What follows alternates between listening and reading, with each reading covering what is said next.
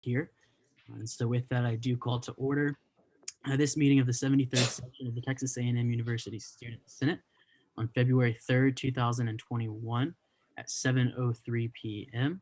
We'll begin with a period of opening remarks. I want to use these opening remarks just again to go over the rules. Whether you're attending via Zoom or whether you're attending in person, good night. I hope you're having a good evening and have had a great day. I want to welcome you all here and say we've already gone over the rules for those who are in person in our hybrid format, but I do want to just remind of a couple of things here, as well as make sure everyone is on the same page, knowing what's happening in that hybrid room. So we've instructed everyone who is in person tonight to use specific entrances and exits to make sure that they are socially distanced. We've also made sure that people are sitting the proper distance away from each other and that they will be able to maintain that 6 feet throughout the entire night. Everyone who is in person has also been asked to wear a mask the entire night and to not take it off. There's also no food or drink within the Senate room there in person, except for water. So know that those are the rules that are being adhered to in the room. Everyone there knows that they're adhering to these rules because that is how we make sure we keep everyone safe and also how we continue to have these hybrid meetings in a safe manner. So those are the rules being followed. I will say for the entire Senate, as we go forward, the rules of Zoom Senate meetings have kind of stayed the same. If you have a motion, it goes in the chat. If we're voting, it happens online. Everyone in the Senate room will be on Zoom, as well as all of those who are not in the Senate room. That way we're all on an even playing field and we make sure that everyone has a chance to speak and can make sure that their voice is heard throughout the evening. If you have any questions about any of that, feel free to make sure you send that to me. You can send that to me if it's a big question in the chat. Just about those rules and guidelines. Otherwise, everything else, points of information, all of that will still be gone through the same way. The operations team there in the hybrid meeting is going to make sure that those regulations are followed. If at any point those regulations aren't followed, we'll deal with that when we cross that bridge. With that being said, that is all I've got here for opening remarks. I'm excited to go through tonight in this hybrid format and welcome you all back in person. We'll now move to a period of opening roll call led by Speaker Pro Tem Porge Roskler.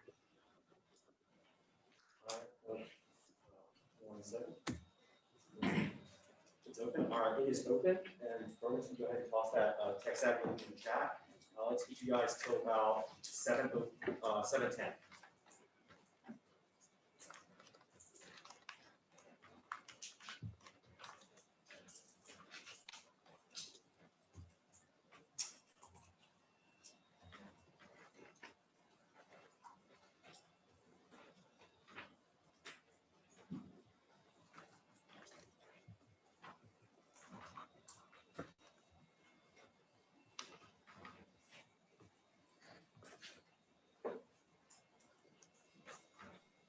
I'll recognize Senator Merritt with a point of information.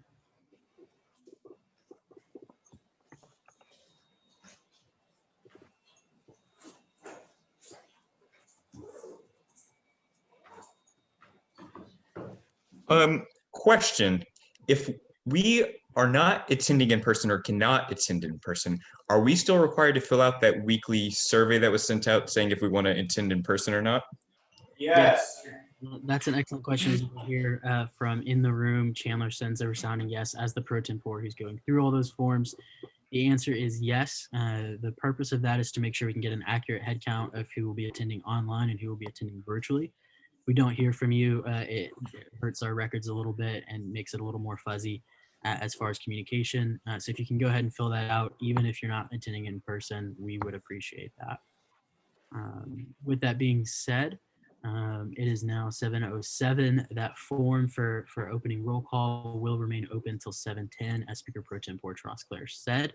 But we're going to go ahead and get started by moving into a period of invocation and the pledges of allegiance, led by special guest Maria Zavala of Chi Alpha. Maria, are you here? Yes, I'm here. Awesome. The floor is yours. Okay. I'm going to pray over y'all's meeting real quick. Dear Heavenly Father, Lord, thank you for just gathering these young men and women um, tonight, Lord. Thank you, Lord, that you've given them this faithfulness to dedicate this night to um, just wrestle through these topics and how to steward the student body of Texas A&M well for you, God. And I just pray, Lord Jesus, that you would just give them wisdom, God, and while they like decipher through these topics, Lord, that you would give them heavenly wisdom on what to do. And I pray, Lord Jesus, that, Lord, that as they look at you, Jesus, to know your grace and mercy that you've given to them, God, I pray, Lord Jesus, that through the grace and mercy from you, Lord, that they would know how to give grace and mercy towards each other, Lord, and that you would just give them heavenly wisdom as they go through these topics, Lord. In your name, Jesus, I pray. Amen. Oh, and I'm going to say the Pledge of Allegiance.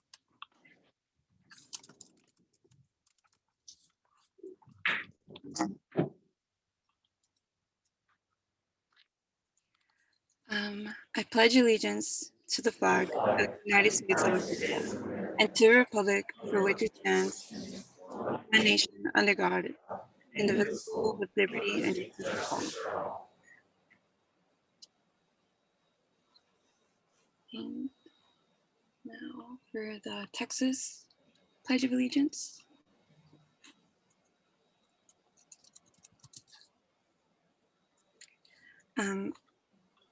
Honor the Texas flag. I pledge allegiance to the Texas, one state under God, one and indivisible. Maria, thank you so much for being with us tonight. As always, it's a pleasure to have people from across campus come and share and to open our meetings with a moment of reflection. And so that's a fantastic time having you here, and thanks for coming. Thanks for having me. Have a great meeting, y'all. Thank you so much. And with that, we'll now move into a period of the reading of the mission statement and the Aggie Honor Code, read by our longest serving Senator, Chair Rodriguez.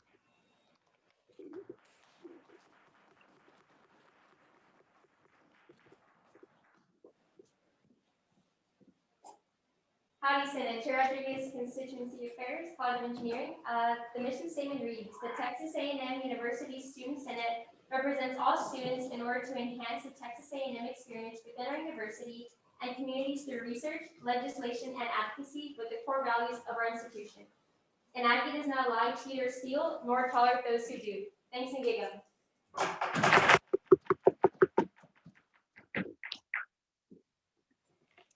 We'll now move into a period of the Singing of the Spirit of Aggieland, led by Director Marbut.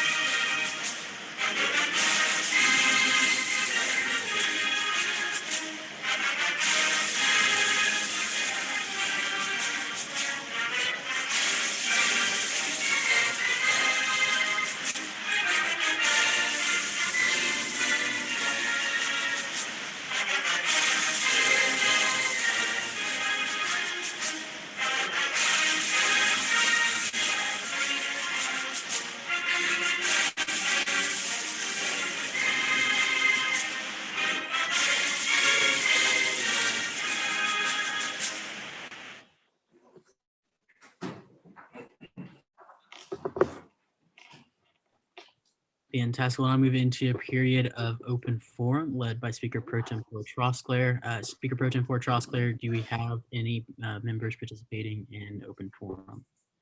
Yes, Chair Hine has an election update. Chair Hine, you have the floor. Alrighty, howdy Senate, Chair Hine, Rules and Regulations. I'm gonna wait until Executive Director Margaret gets to upload those. My apologies. It's okay, I was having trouble with it earlier too. All right, so howdy. I am here with an update on some election developments that we've had. Some of you may know about them, some of you may not, but I just wanted to make sure to cover this and send it as a whole. So if we do have any candidates wondering what happened, there's an explanation out there, and it's not like any confusion. So what happened exactly? So every year, the Student Senate recalculates caucus sizes to ensure that caucuses are proportionate to the representation percentages out of the total student population here on College Station's campus. So that means like the law school, the like none of our sister schools are counted in there. Some health and science center students aren't counted. We just make sure that it's accurate across the board. So this is done by last session by SB 7217, which was passed on April 15, 2020. So the passing of SB 7217 contradicted our code since it allocated 40 senators instead of 39, 40 senators to academic colleges instead of the 39 that are outlined by Title 3, Chapter 1, Article 3, Section 1. So the error in this piece of legislation wasn't caught until last week by a fellow senator that brought the numerical error to my attention. So since the numbers were correct in the code, we got them fixed and corrected in the marketplace in order to have a legitimate election that goes by our code, basically. So this was done using the numbers from last year, and they were calculated to find out that Mays was actually incorrectly allocated a senator, or an extra senator last year. And this is done by the reapportionment process, which I put that in there in my presentation, but the reapportionment process outlined in this code by Title 3, Chapter 1, Article 3, Section 2. So this is kind of where my discretion comes into play, where I am the sole interpreter of the code and have to kind of make a few decisions. So what you'll see on the next slide is the sheet number that we find out all of the population sizes of the colleges, as well as the total number of students here in order to get the percentages that you see on the next slide. So you'll see like the first column is the colleges, along with a few other numbers of what's in the colleges, and then these are residency numbers, but those don't really matter right now. So on the next slide, those numbers are translated onto this slide, and you'll see kind of the process of how we figure this out. So in order to make it proportionate, you do the however many number of college over the total population, you get percentages. And then in the fourth column, you'll see numbers with decimals, as anyone has seen before. So every caucus has to have 2 senators. That's outlined in our code. That's to make sure that we have representation of every caucus. So after you allocate 2 senators as minimum to every caucus, you then go by the numbers in the fourth column. So like Ag gets 4, Education gets 3, Engineering gets 11, Liberal Arts 5, Mays 3, Science and Med 2. So the numbers that you see there are located in the 5th column before we allocate extra senators. So when we have to allocate extra senators, the process in the code outlines you go by the highest decimal place in the 10th position. So the reason that Education got an extra senator rather than Mays is because the decimal place, which is an 8 in the 10th place, is higher than the 6 that is in the 10th place of the Mays caucus. So unfortunately, we had an extra one allocated to Mays when it shouldn't have been, and then Education actually got. And then, so these numbers were sent to Commissioner Maxwell before the marketplace opened up. So then that way we have the correct number of senators elected in this election, because don't ask me what would have happened if we would have actually elected 40 senators. And let me tell you, I don't want to find out. So kind of how I went about fixing this is the most confusing part of this and the most important part of this, or my job, is determining what piece of code rules superior. So since it says that we have to have 39 senators to academic colleges in the subsection before the later subsections that outline how many senators each caucus gets. I went by the number of 39 because that's what's said in the code the most, I guess, as well as it's said before any of the caucus numbers are set. And that's in Article 3, Section 1, subsection A, subsection 1, and then the later subsections are actually what outline the numbers in the code, or in the caucuses. And then, so yeah, we're electing 39 senators now. So I guess the takeaways from this are there's no one really to blame in this session for this happening, even though I wish personally that I would have caught this before. But I'm going to say a big shout out to Sam Jeffress for catching this, because again, I don't want to know what happened if we elected for you. So the numbers in the marketplace are correct, and I want to say a apology to today's caucus for not catching this sooner. I know that a lot of time goes into planning campaigns, but I will make a promise right now. I will do my due diligence to make sure that the Reapportionment Act passed later in this session is correct and fixes the current state of our code. So I am now open to questions, if you have any. Are there any questions for the presenter?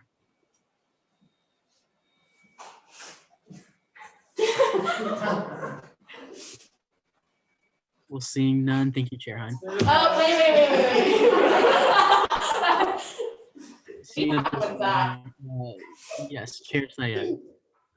Chair Syed, Student Services. So my question was, is the data for the spring election supposed to be based off of fall 2019 demographics or fall 2020? Okay, so the act that was passed last spring was based off of the numbers from the accountability.tama.edu website from fall 2019. Because the way that when it's passed and how it is reflected, that's the numbers we're going on. So when we pass it this semester, it'll go by fall 2020. Okay. So, and then I can also provide the link if anyone wants to know where we get those demographics from. I can provide that in the chat if anyone's interested. So. Are there any further questions for our prisoner?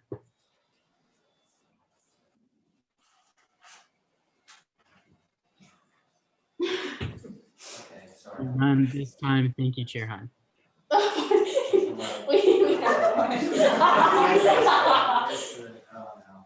Use the raise hand feature. Reaction. Okay. Oh, there we go. Okay. There we go, got it, all right, thank you. All right, Senator Martin, Liberal Arts Caucus. I'm wondering, Chair Hine, from this election, will we be adding any seats to certain caucuses, or will we be seeing a reduction of different, whether it be engineering or liberal arts? How will that necessarily play out with regards to this next election? So this election, all of the numbers are correct and they will stay that way. But I won't be able to answer that question in full, I guess, just because we haven't passed that reapportionment act that will be brought up later in this, in the later part of this session. However, even if we were to have passed something like this before this happened, it wouldn't have been applied into the next session because of the code outlaying that no changes to an election cycle can be made within 2 weeks of filing opening, which is why me and Commissioner Maxwell pushed to have that piece passed last semester. All right, and again, as a reminder, if you do have a question, please utilize that raised hand tool. If I don't see that raised hand tool and you're raising a placard in the room, your question won't be counted and we won't come back to it for future reference, just to make sure we can maintain the decorum and the order of the meeting. But are there any further questions for our presenter?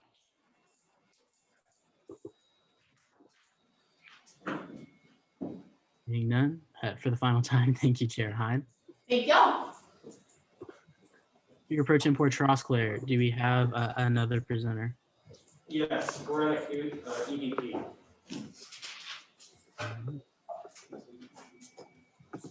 Oriana, you do have the floor.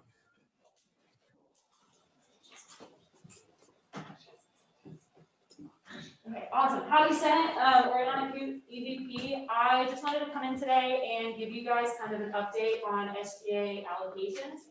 As you remember, last semester, John Carter, Finance Chair, and I passed the bill for the FY21 allocations. And so since it's halfway through the year, halfway through the fiscal year, I wanted to go ahead and give you guys an update on where we are now with those. Sorry. No, you're fine. Okay, cool. So you should all know this already, but a really quick overview of the process. Committees submitted their financial history reports and allocation requests mid-August. So this year it was August 25th. It changes a little every year, depending on the first day of school. The second step of that is the committees attended an allocation hearing with myself and the Finance Committee, the Senate Finance Committee, where they were able to explain how much allocations they're requesting. They were able to explain financial history reports, if there was anything weird with that. This was their chance to verbally give the explanation for that. And then after all the hearings are done, Senate Finance Committee allocates $50,000 of student service fee funds to the committees based on requests, history, and hearings. Once the finance bill is passed through Senate, the committees then have the rest of the fiscal year until July 31st to submit monthly allocation reports and use their money. So monthly allocation reports are completely my role. I am executive vice president, but on top of that, VP of Finance is also my role on Providence, so that is why I'm responsible for monthly allocation reports. So this is an example of what a monthly allocation report looks like. I just wanted to kind of show this to you so you'd be able to get a better picture of it. This is replants. I'm using replant as an example because they are one of the biggest programs that happens in the fall semester. Most other committees program in the spring, so they've already used majority of their funds.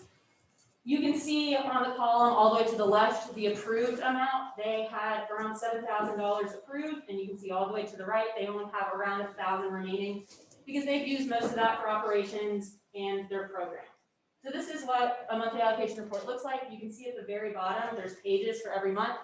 They have to fill this out at the end of every month within 5 business days according to the code. Okay, so this is the percentage of allocations that went to each committee. So you can see here some of them, and again, this isn't PowerPoint, so it's formatted really weirdly, so I'm sorry about that. If you have questions about a specific committee that you can't see on here, let me know. I have all the percentages written down. But you can see that like carpool got a really big amount, replant has a big amount, the big event has a big amount. By big amount, I mean around $9,000, $10,000 of allocations. And so all the rest have anywhere from $100 all the way up to, Carpool has the most with $9,925.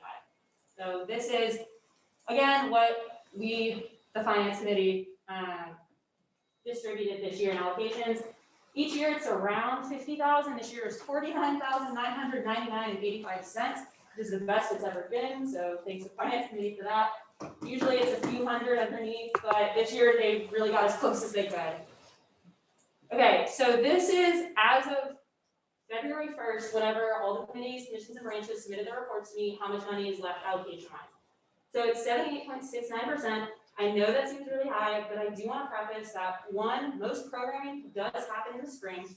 Almost all of the committees, commissions, and branches spend a majority of their money in the spring, so that's upcoming. And this is not like different from previous years. So you can see compared to previous fiscal years, I did all the math for you guys, so you don't have to. In FY20, when we had the pandemic, and this is at the end of the year, so like July 31st, 37% of allocations were left unspent. FY19, July 31st, 26% of allocations were left unspent. FY18, 10%. That's why this year we really are trying to make sure that the committees are spending all the money that we are giving them. So, and then in FY19 in January 2019, so this time 2 years ago, 68% was remaining. I tried pulling the numbers for FY20, but monthly allocation reports weren't really enforced as much as I'm trying to enforce them this year. So I don't have any data from January last year. Only 3 committees filled out that report. So I tried getting that for you guys, but I couldn't, and I didn't want to give you any partial data. And then again, a reminder at the bottom, all appropriated funds not expensed by entities by July 31st, end of the fiscal year, will go into the SGA reserve account. This account is used to buy things for all the committees, such as like computers and things such as that. So the money isn't just going away or disappearing, it is being used, just not by the committees, commissions, or branches. So this is a bar graph of percentage of allocations each committee has remaining right now. So for example, I'm gonna use big event because the big event is coming up, it hasn't happened yet. So they still have 100% of their allocations remaining. This is completely normal for them. Again, they use it around the time they program, and so we're used to seeing this. You can see replant, for example, only has, I think that's like 13% left. Because again, their program has already happened. Senate, shout out Pro Tem Tressler, has used already most of your allocation money compared to a lot of these other committees. So it really just kind of depends on the committees, but you can see here which ones have used their money, which ones haven't. And this is percentage wise. The next bar chart is the same information, just in another way of showing it to you. So this is like the total amount of allocations they have and what they have left now. So you can see carpool, they received the most, they received close to $10,000. They spent around $3,000 of that recently, and so they still have quite a bit left, but you can see like that difference of what they spent per semester. For replant, for example, again, because they already have their huge program, they have very little left compared to what they got. For some other people, again, like the big event, which is coming up, they still have everything that we allocated for them. And then this is another pie chart, just kind of showing you guys out of all the allocations remaining, which there's 39,000 roughly remaining, which committees those allocations are sitting in right now. So the big event has majority of it, carpool has a lot of it, and then it's kind of pretty dispersed between everybody else. So again, big event, I've talked to them many times about this. They are fully expecting to use their money. Just hasn't happened yet because they just wait until the spring to buy their things, and that's how that happens. And then the last slide is kind of like what we're doing about this to really make sure that the committees are using their money this year. So the biggest thing that Chair Teague and myself are really trying to push for this year is line item transfers, which basically means, let's say a committee is allocated $100 and it's specifically for food for program, because they thought in August they would be able to eat food at their program.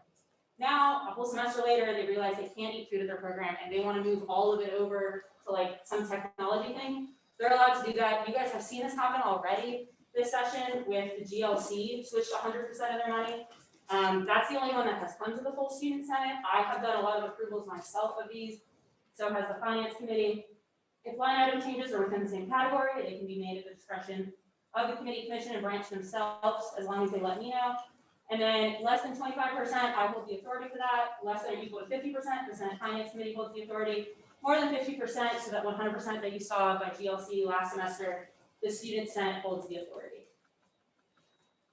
And that's it. I have a lot more data here if you want any specifics. Again, the bar charts, I'm sorry for the formatting, it was a little off, but it has most of the numbers on there and everything. Again, we're not like in a disaster or anything. This is really just to give you guys an update. We're doing a lot better than previous years have, honestly. And again, there is a pandemic. So back in August, whenever the committees, commissions, and branches all requested this money, they really weren't sure what was going to happen as the semesters progressed. And so that's why we're seeing a lot of line item transfers. And that's why we're like not too worried right now, because there's still so much time for them to transfer that money where it needs to go and to make sure that it is being spent. With that, I'm open for questions. It is open for questions. At this time, the chair would like to recognize Chair Oldag.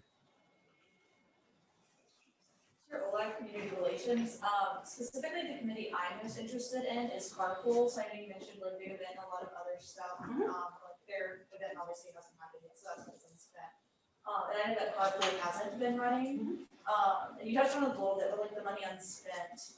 Can I just ask a little bit more about that? Yeah. Reopening and what's happening a little bit with that. Yeah, absolutely. So Chair Teague and I actually this morning had a meeting with Carpool because we also had the same concerns that you had. And we really just wanted to get on a Zoom call with their finance director and make sure that we had all the information we needed to kind of discuss moving forward with Carpool. So we allocated $9,925 for them. They have $6,999.30 left. So they have 70% of their allocations remaining. The money they did spend went to operational insurance. So far, they will be making another large purchase next week for facilities insurance. I know they weren't running, and that was a question we had, like, why do you have to pay for insurance if, you know, there's nothing to insure? But it's a fee that they have to pay every year, even if they don't use the cars, because that's like the best deal they were able to get whenever they started running as a committee. So they have to pay that anyways.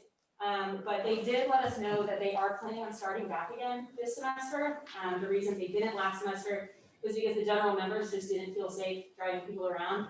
But this semester, we were told by their finance chair and by their advisor that they are planning on going back into business this semester. And so he did assure me that even if, again, something happens and they don't, he will be contacting us. The money either will be spent by them, or it'll be line item transferred to something else for carpool in the future, or we can consider taking that back and doing something else with it. But they assured us this morning that that money will be spent. Does that answer your question? Yep. Right, Senator Martin. Senator Martin, Liberal Arts Caucus. I was wanting to ask you specifically how you determine which organizations get the needed money. And with regards to things like the 12 CAN, which provide, food for lower income Aggies, it didn't seem like there was as much money going to that or allocated to that. I was a little bit concerned about that. Could you please explain a little bit how you find those numbers and how you allocate that money? Yes, of course. So I kind of touched on this a little bit in the first slide, but it was just a rough overview. So I understand why you have questions about it. The way it works is they submit to us their budget request, basically. They say, hey, we want $10,000, and if you want it to go this, this, or this.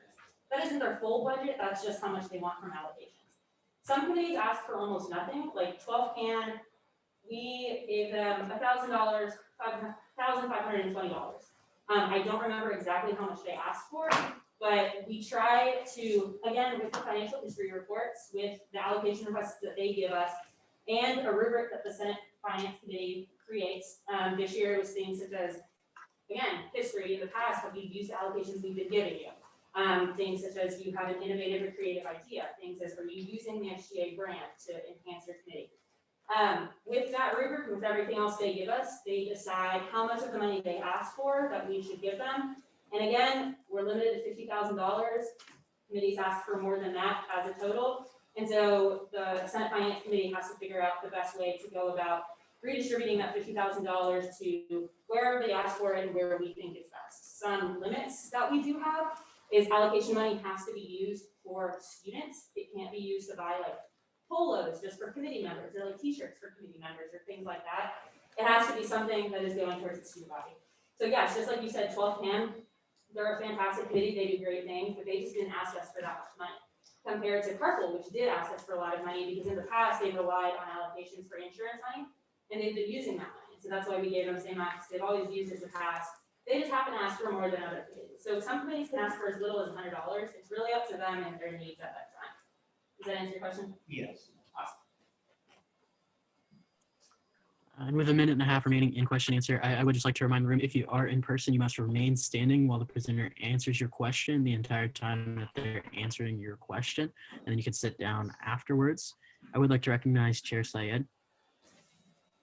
Chair Syed, Student Services. My question real quickly is how many line items have you done this year? Do you have a rough estimate? Say that again? How many line item changes have been made? Line item changes. I believe 4 or 5 around there. We had one go to full Senate, so the GLC one was a big change. I'm working with 2 committees right now. Those haven't been approved yet because we're still trying to figure that out. But 2 committees right now. And then I believe we did 2 or 3 last semester. I did in the Senate Finance Committee, I think did 1 or 2. So 4 or 5 have been completed. There's 2 right now. That are both in the process of being completed by myself. They're both like 6% of the allocation, so that's just me that needs to approve those. But quite a few. I presented this presentation to the advisor roundtable this morning, trying to encourage advisors to tell their committees to start shifting money around if that's what they need.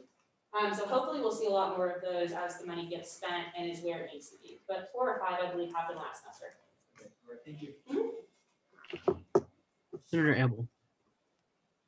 Senator Elbow, Off-Campus Caucus. You showcased that last year we didn't spend as much. There was some untapped allocation. Do you have a concern that that trend continues? Like, what implications does that have for the impact that the SGA is making on student lives? Yeah, of course. It's a great question. So I know something that whenever I know whenever I came into this role, I wanted to make a very solid effort to try to get the money that the Senate Finance Committee allocated to be spent, because they allocated it for a reason. It was a very long process of going through all those hearings, and it took us multiple hours just sitting in that room, trying to figure out where the best place to send this If money you is. could finish your sentence, please.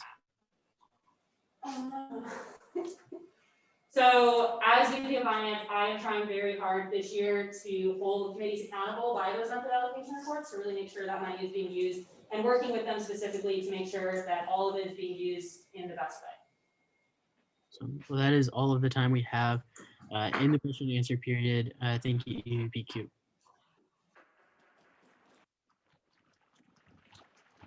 Speaker Pro Tempore Claire, do you have any presenters remaining in the open forum? Yes, Joseph Rogers with core values. Senator Rogers, you have the floor.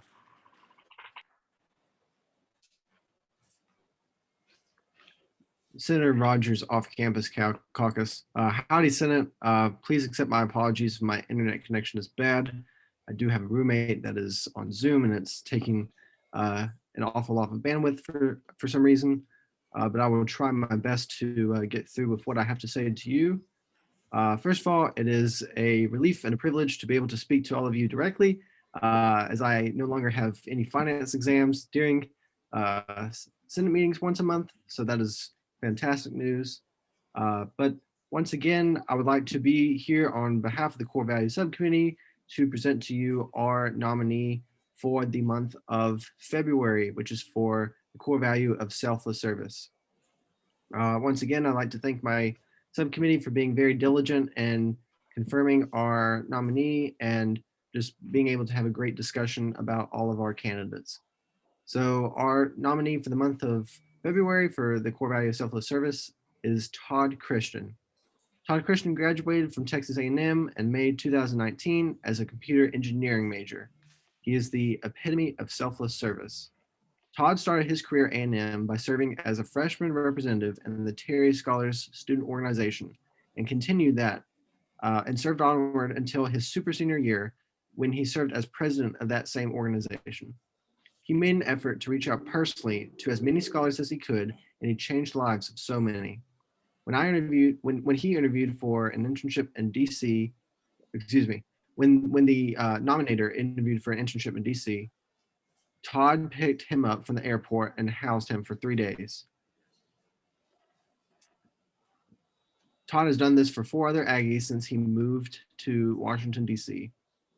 Todd also comes back to A&M each year to talk about incoming students and provide as much college advice as possible. He served as a volunteer on countless interview panels and makes an individual effort to provide very personalized feedback to each interviewee. Todd Christian served as a Boy Scout for much of his life and earned the title of Eagle Scout when he turned 18. He has been an avid member of the Boy Scouts and even helped lead the organizing of an international jamboree. When the Scouts in Venezuela were in a time of crisis, he organized a fundraiser for the Scouts and raised thousands of dollars to provide relief.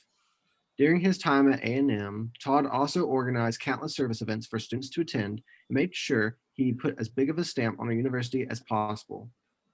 He also worked at the Association of Former Students for 2 years before graduating. And like I said earlier, he graduated in May 2019, and he's now living and working in Washington, D.C. But I hope that you will find that Todd Christian goes out of his way constantly to serve others and serve others selflessly, just as our core value demands us all to do. Thank you so much. I yield my time for the floor, and I'm open for questions. There is open for questions. Are there any questions at this time?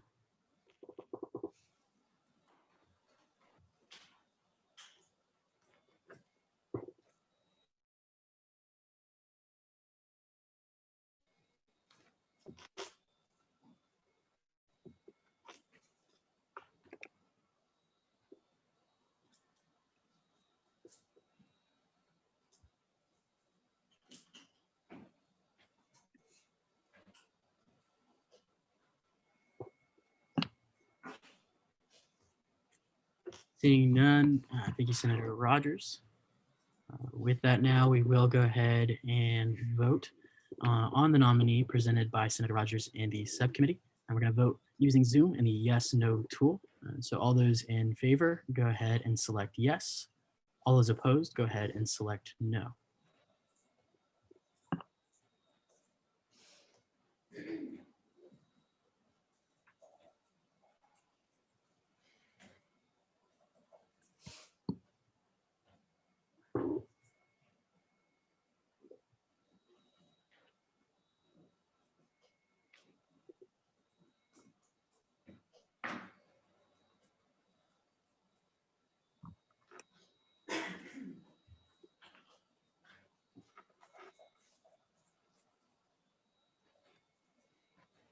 All right, and go ahead and finalize those votes.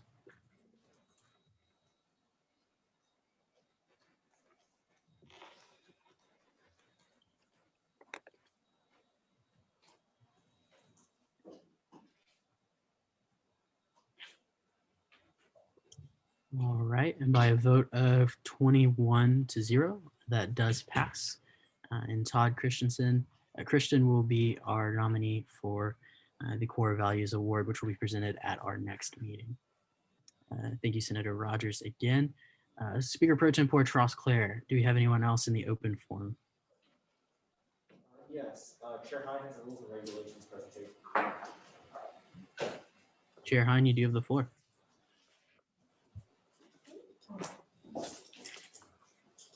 Howdy, Senate, once again, Chair Hine, rules and regulations. I promise it's this, and then one more piece of legislation I have to read, and then we're done listening to my voice all night, I swear, I swear. Okay, oh goodness. Alrighty, so I kind of touched on this last week and said I would go over it, but these are kind of just an overview of the rules of debate that are held not only online, but in the Senate room as well. So what do we already know? Before making a motion or beginning debate, you must state your name and caucus or chair position. Notice I say caucus or chair position. You shouldn't be saying both. It's just if you're a chair, you say your chair position. If you're not, you just say your caucus. You may only present debate for debatable motion. This happens when Zach opens up the floor for debate.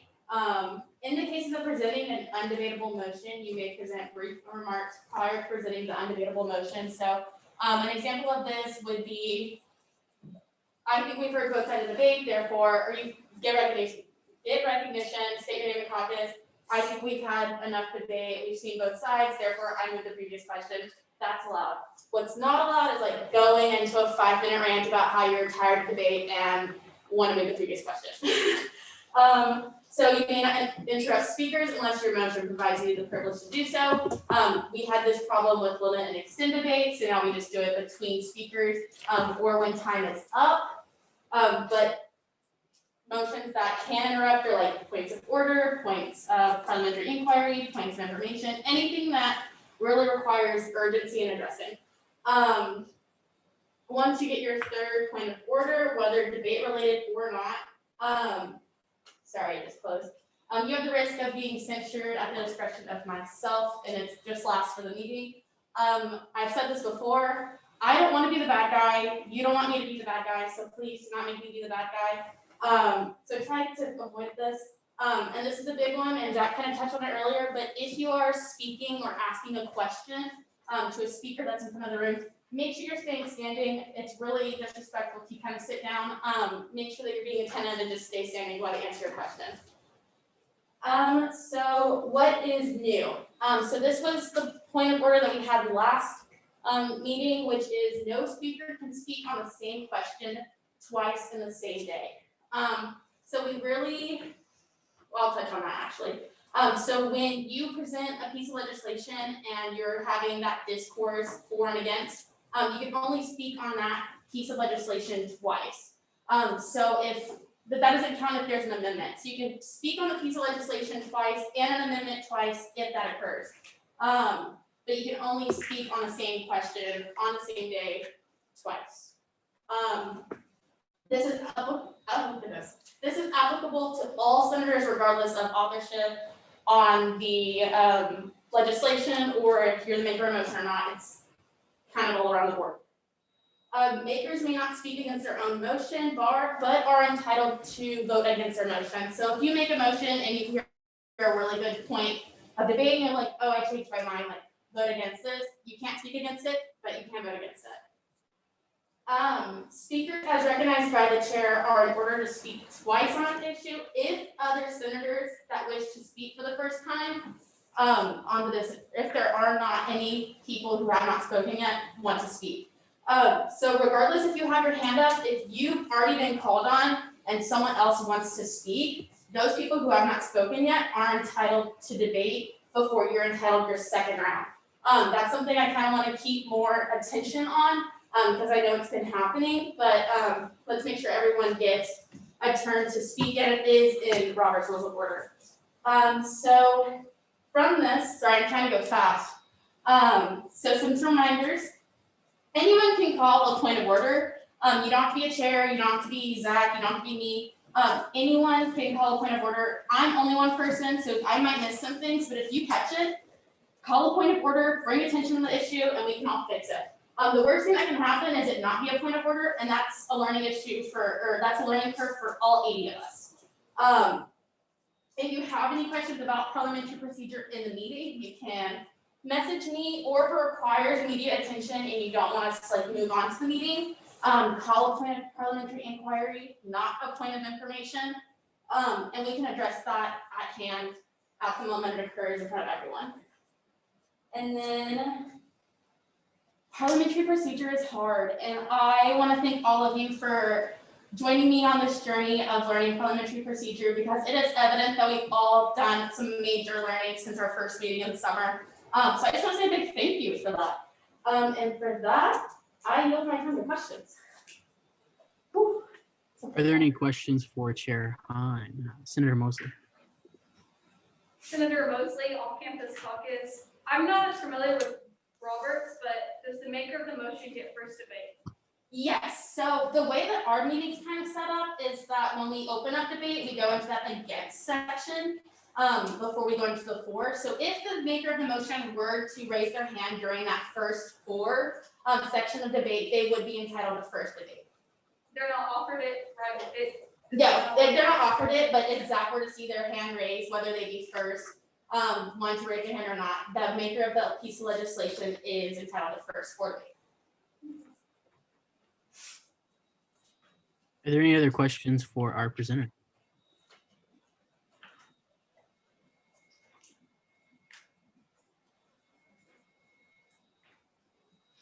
Seeing none, thank you, Chair Hine. Thank you.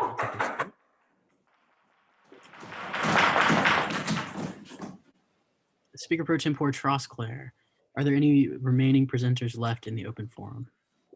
No, they're not. That concludes open forum. Then that will conclude our period of open forum. We'll move into a period of the approval of the 1/2021 meeting minutes. We'll move to approve these meeting minutes by general consent. Do I see any objections to general consent? If you do have an objection, you can type that in the chat. Just the word objection.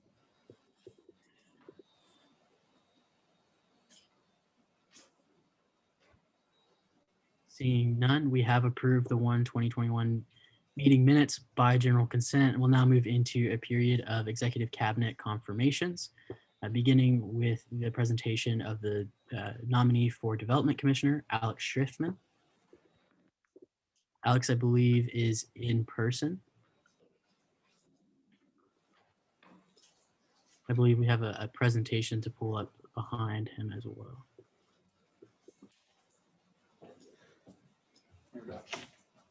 Introduction. I'd also like to recognize SPP Mendoza for an introduction. Yeah. Howdy, Senate. Sorry, I was out of turn. Thank you, Zach. Well, I'm excited for you to meet both Alex and Tyler. First is Alex. We have Development Commission. Obviously, it's something that last semester we wanted to see a lot of progress. So in this candidate specifically, look for someone who can very vividly understand where the commission is, what we want to have happen in a short amount of time, which is a lot and has kind of the energy and the want to do that. Alex actually was interested in development commission last semester before the role was vacant. He's shown that interest. We met with him. We're really excited about his energy and what he brings. He has relevant work experience to this area specifically. He's eager to get to know more. He also has really good ideas for this specifically, and they align really well with what we wanted to do as far as get our base of constituents and our base of formers who have been SGA members involved in us. And he did that and knew that before we told him. So anyways, really excited for you to get to know him. Alex, take it away.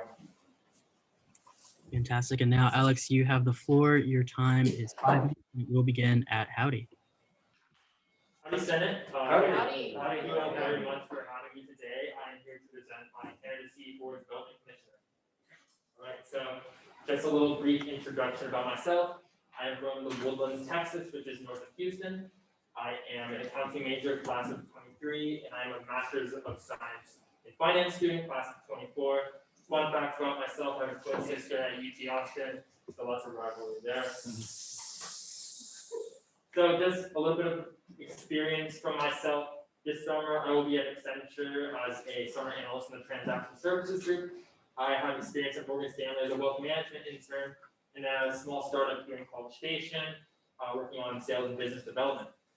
As far as on campus, I am involved with the consulting group, the Aggie Research Program, the Horizons Finance and Investment Banking Guild, a former member of the Startup Learning Living Community, and the Aggie Investment Club. So now into the important stuff, my vision and my values.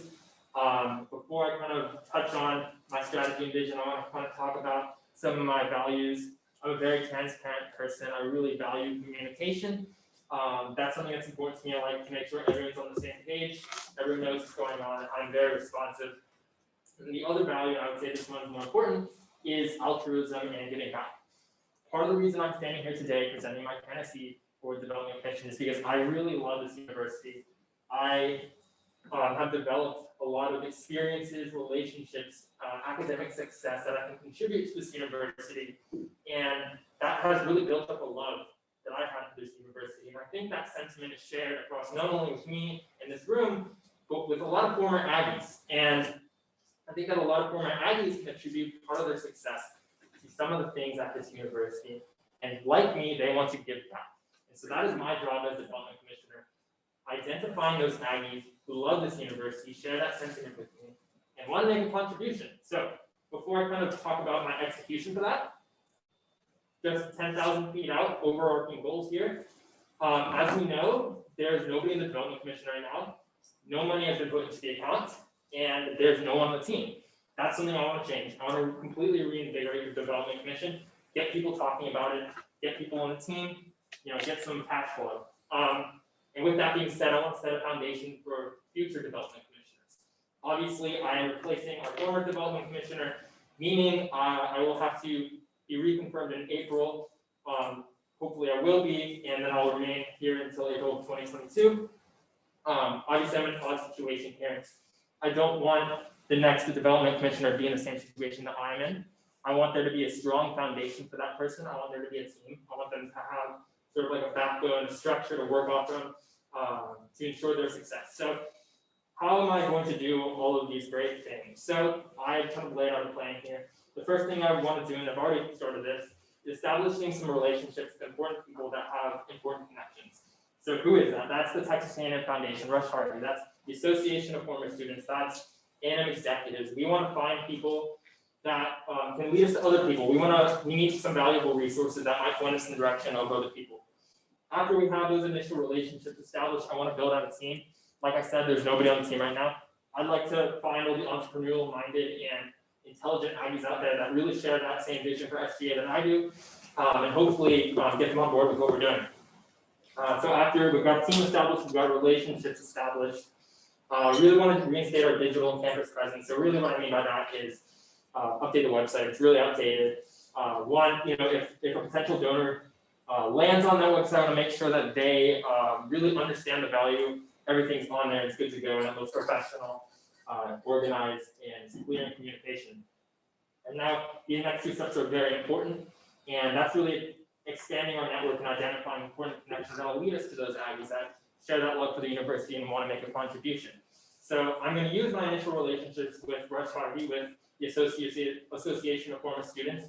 It starts a network, starts to talk to people, pick up the And call. Alex, I do have to stop you here for just a second to recognize a motion from Chair Jeffress. Chair Jeffers, Acting Affairs, I move to extend the period of presentation by 3 minutes. Do I see seconds? Seeing multiple seconds in the chat, we will move by general consent to extend the period of presentation by 3 minutes. Do I see any objections to general consent?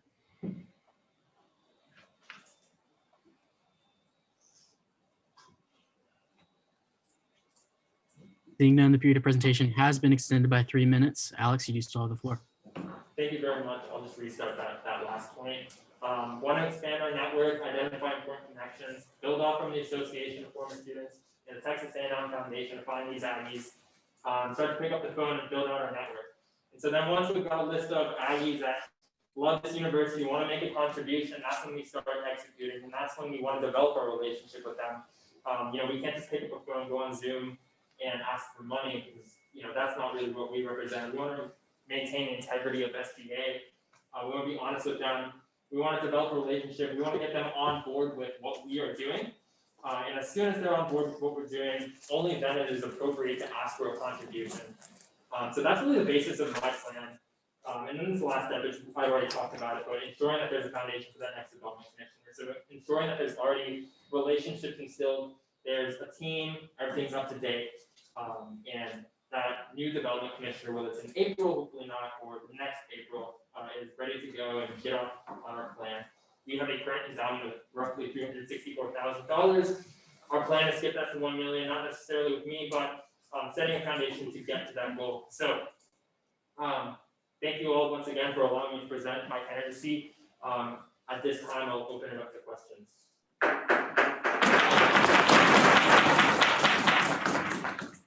It is open for questions. Are there any questions at this time? Senator Elbel. Senator Elbel, Off-Campus Caucus. You presented a really great presentation. My question is, thinking about alumni and how you can build a network of support from that base, how do you plan on reaching out to, people who are involved in Student Senate and involved in SGA to make those meaningful contributions you're looking forward to? Thank you for your question. And that's where I go back to my initial relationships with the Texas A&M Foundation, Rush Harvey, and the Association of Former Students, because I obviously don't have a list of these students, but what I want to do early on is identify those people before we start reaching out to them and start making phone calls. I really believe resources like that will point me in the direction of other resources that might point me in the direction of other resources, and so on and so forth, where I can build a very comprehensive list of people that are involved in these organizations. And so that's how I plan to find these people, by utilizing those foundations and organizations. Chair Jeffress. Chair Jeffress, Academic Affairs. Would you be willing to commit to come to us about once a month and present on your progress through this? Because we've had previous commissioners that have not followed through on their plans. I just want to make sure there is progress this semester. Yes, so thank you for your question. Absolutely, would be more than willing to have some sort of system where I'm held accountable for what I'm doing. So the situation that happened last year does not occur again. I'd love to have monthly, weekly, whatever it may be, whatever, we could work with the Senate on that. Whatever seems fit for a system to hold myself accountable. I'd love to participate in that. Thank you.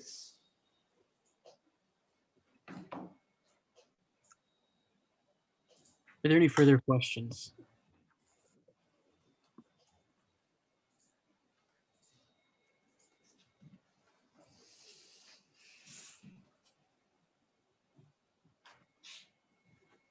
None. That will conclude the period of question and answer. Alex, if you could please exit the room from the furthest side, opposite of the side that we entered in. We will come and bring you back in after the period of debate and voting.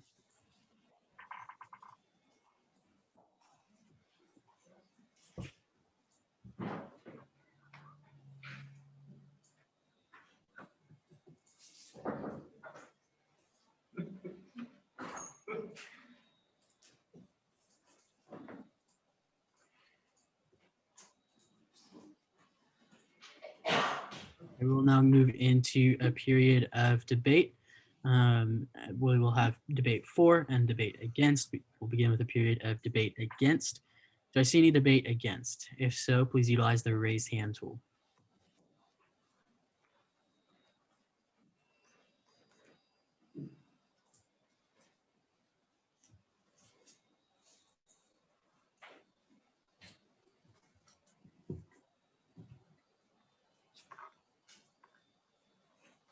Seeing none that include the period of debate against, we'll move into a period of debate for. Do I see any debate for?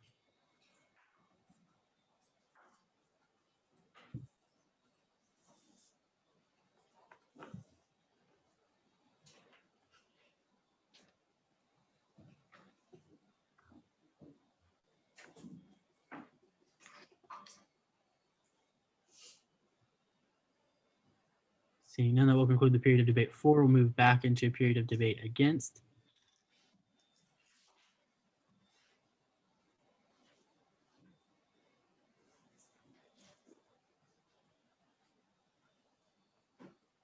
Seeing no debate against, debate has become one-sided, and that will conclude the period of debate on the motion. We'll now move into a period of voting on whether or not to confirm Alex Schriftman to be the next Development Commissioner for Exec. Voting will be led by Speaker Pro Tempore Trosclair. All right, the form is live. Let's go ahead and meet back at 8:10.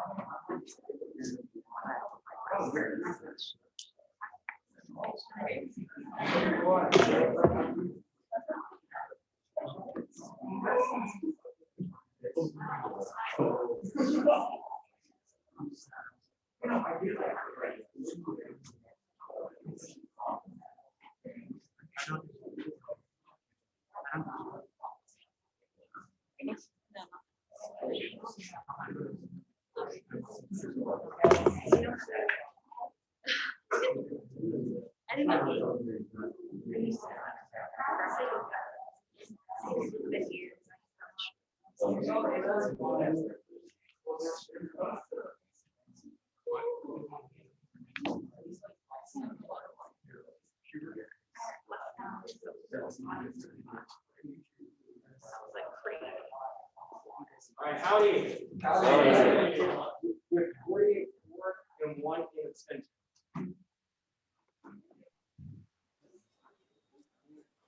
With that vote, Alex Schriftman has been confirmed to be our next development commissioner.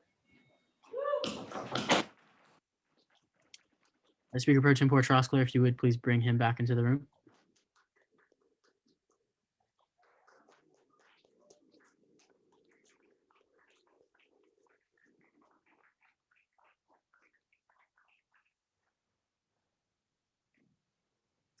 Alex, congratulations. We'll now have Chief Justice McIntosh give you the oath of office. Raise your right hand and repeat after me. I state your name, I, Alex Schriftman, do solemnly swear do solemnly swear to faithfully execute to the best of my ability to faithfully execute to the best of my ability the duties of the office of, and state your office, the duties of the Office of the Development Commission for the Texas A&M University Student Government Association, for the Texas A&M Student Government Association, to uphold the honor of the same to uphold the honor of the same at all times to protect the welfare of the student body at all times to protect the welfare of the student body and to promote good relations and to promote good relations between the students and those concerned with the university. and those concerned with the university. Congratulations.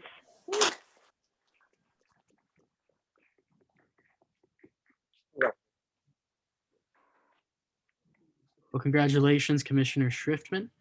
We'll now move into the next executive cabinet confirmation by hearing from the candidate for Vice President of Student Services, Tyler Schuster. But before that, SVP Mendoza with an introduction. Howdy, Senate. Thank you, Speaker McHugh.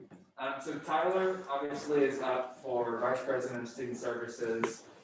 This role, I always like to say, I'm sure Chair would agree, touches anything and everything that a student is impacted by during the day.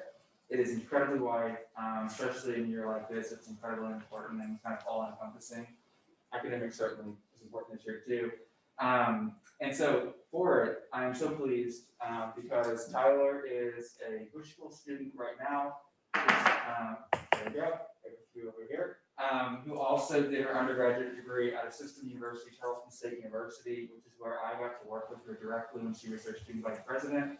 So Tyler served with me on the chancellor, student advisory council for a year, and I got to see her really lead Tarleton to their D1 status in an incredible year. She helped select their new president and just really got to see her leadership style. And I'm so thankful that first of all, she's at Bush School and A&M, but also that you guys get to hear her and also meet her. And so Tyler, I turn it to you.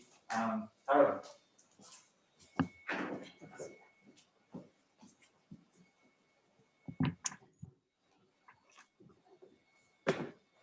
All right, and Tyler, you'll have 5 minutes beginning at howdy.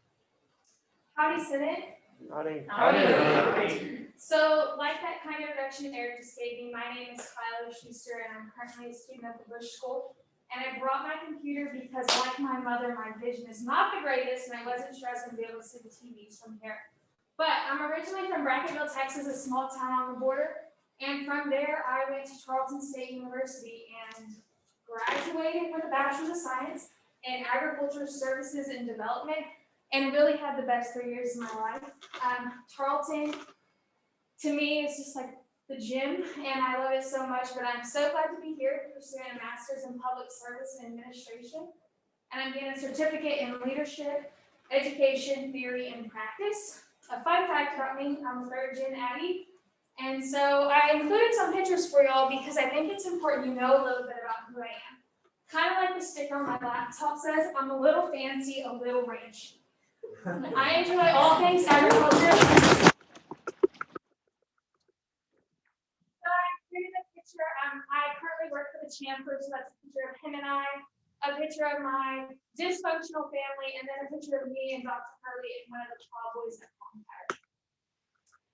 So a little more about me and my experience. At Tarleton, I had the honor of serving student body president. In my time as student body president, I led the student vote to become a D1 institution. I led the university from there into D1 status. I worked very closely with administration. Within that, I was a founding member of Purple Rain, which is our official student section of Tarleton Athletics. I also served on the search committee for Dr. Hurley and did it all. I was in 9 organizations. I graduated with a 4.0. If you could do it, I did it. Now, I currently attend the Bush School where I'm a Bush Board Fellow, and I serve on the board of directors for the Bryan College Station Chamber of Commerce as a non-voting board member, and I'm a member of the Aggie Cattlewomen. Some work experience, I interned for EVAC County Farm Bureau in Stephenville, where I was the liaison between the board and the community, doing all kinds of projects. At Tarleton, I worked from the Beats Lab to mail delivery to fine arts. So I did it all at Tarleton. And like I said, I currently work for the chancellor doing whatever's needed to make his life and his staff's lives easier. And some volunteer work in Stephenville. I volunteered at a church called Timber Ridge, and I currently am a note taker for Student Disability Services. So why am I here?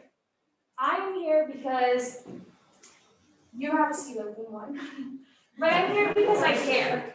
I'm here because I'm passionate about student affairs, student services, and student well-being. My core values greatly reflect A&M's as a third-gen Aggie. I'm also all about accessibility and education.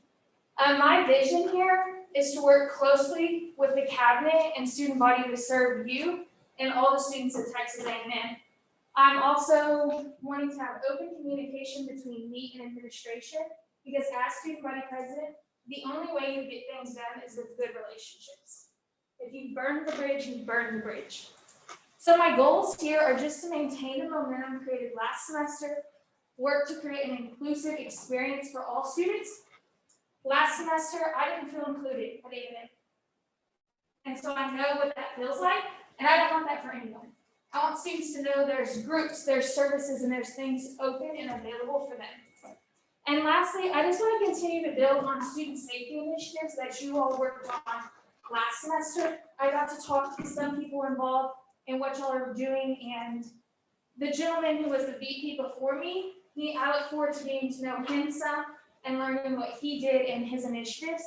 But I'm here to help make a difference with you all, with the students, and to hopefully make an impact. And like I said, I'm just open for communication and grateful to be here.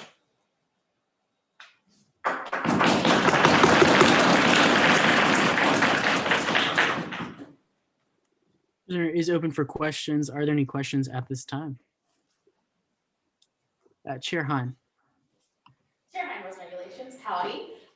So I heard that you served as Tarleton's student body president. Are there any initiatives that you started at Tarleton that you think would be valuable to bring to here? And if so, can you kind of elaborate on what those are? Yes, so one of the things was student safety we were really concerned with. We didn't have a good relationship with UPD at Tarleton, and so we wanted to change that. And so I, along with some members of our Congress, which would be equivalent to y'all's Senate, we went and we just created that relationship. I met with the chief of police probably once every other month. They started doing walks on campus at night to see if there was unlit areas, unsafe areas, and invited us to go with them so they could get a student perspective. So that's a little bit on safety. We have a lot of push for the blue lights on campus, but they are extremely costly to maintain. So we worked on other ways we could provide students a service. So we had a shuttle on campus. Our campus is much smaller than y'all's. So we had a golf cart shuttle that ran till 2 a.m. And then after 2 a.m. you came back, you could call UPD and they would give you a ride, and it wasn't a big deal. So those are some student safety initiatives. Awesome, thank you so much. Thank you. Senator Martin. Senator Martin, Liberal Arts Caucus. As someone who went to Tarleton his freshman year, which tradition do you like better? Oscar P. or the Plowboys? Oscar P. Nothing against the Plowboys. I have great relationships with them, but Chair Jeffress. Chair Jeffress, Academic Affairs. So it seems like you're really busy and involved. How do you think you'll be able to handle all your responsibilities and commitments? great question. So at A&M, I was actually in nothing till this semester, and I just went to school because if you go to the Bush School, it's a full-time, like we take 12 hours and it's a commitment. But now I know how to balance that because I have one semester under my belt, and I'm actually taking classes that I got to choose this semester, not that they tell you to take. As a board fellow, I meet once a month with the Bryan Chamber on Tuesdays at 8 a.m. It's an hour-and-a-half commitment each month. And so I really have more free time than people think. At the Chancellor's office, I'm blessed to have flexibility. If I have to get something done for work or school, I can just say like, hey, I've got to send a couple emails, but then I can do that, and they're totally okay with that. Being student body president and maintaining a 4.0, I think that also proves I have time management because I was still diligent in my studies and did a full-time internship my spring semester. Thank you. Senator Elbel. Senator Elbel, off-campus caucus. Sounds like you're really qualified. My question is, you talked about how you felt a little excluded from the community here at Texas A&M University. As Vice President for Student Services, how do you think we can create a more welcoming environment? Thinking post-COVID for transfer students like yourself. That's a great question, and in a non-COVID world, this would be my answer. SGA is the face of the student body, and the student body doesn't realize that. Like, we all know what great work you're doing here, but at any university, you can go ask someone like, who's your student body president? And they wouldn't know. Here they could tell you who the 5 L leaders were, but they wouldn't know who you are. And so that would, to me, is getting SGA out and about. At orientations, maybe sending a monthly recap email, just so like, hey, we're SGA, this is what we do, and these are the services available to you. I don't think many students realize the services available to them as a student. And so it's just working with whether transportation, health services, counseling on getting that information out. I know students don't like to receive a ton of emails, but if once a month you got an email with like a little, we're highlighting counseling this week, and this is the student counseling center, and this is what you can obtain from it. So just things like that. I read all my emails, not all students do, but I do. So people like me who were a graduate student and not an undergrad, and knowing that there's representation here, you would feel more welcome. With a minute remaining, Chair Feldman. Chair Feldman, Legislative Relations. What's one of your favorite takeaways from the Bush School after your first semester? You can survive anything.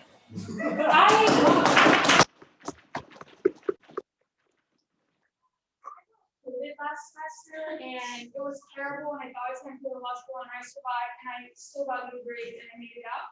And so that's like my piece of advice. You're not going to know everything, but you're going to know enough to get you through, and there's people there to help you along the way.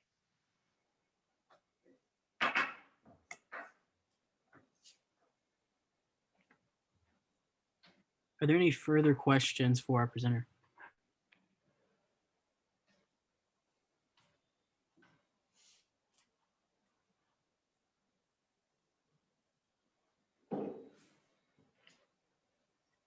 Seeing none, Tyler, if you would please exit to the exit side of the room. We'll come and get you after debate and voting.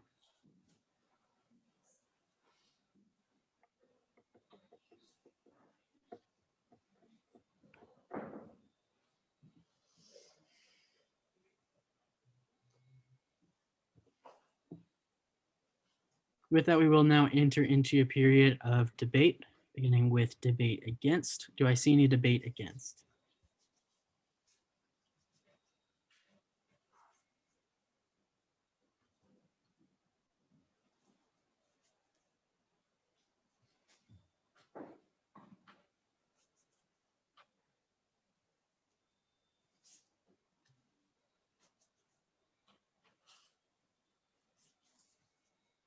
Seeing none, do I see any debate for?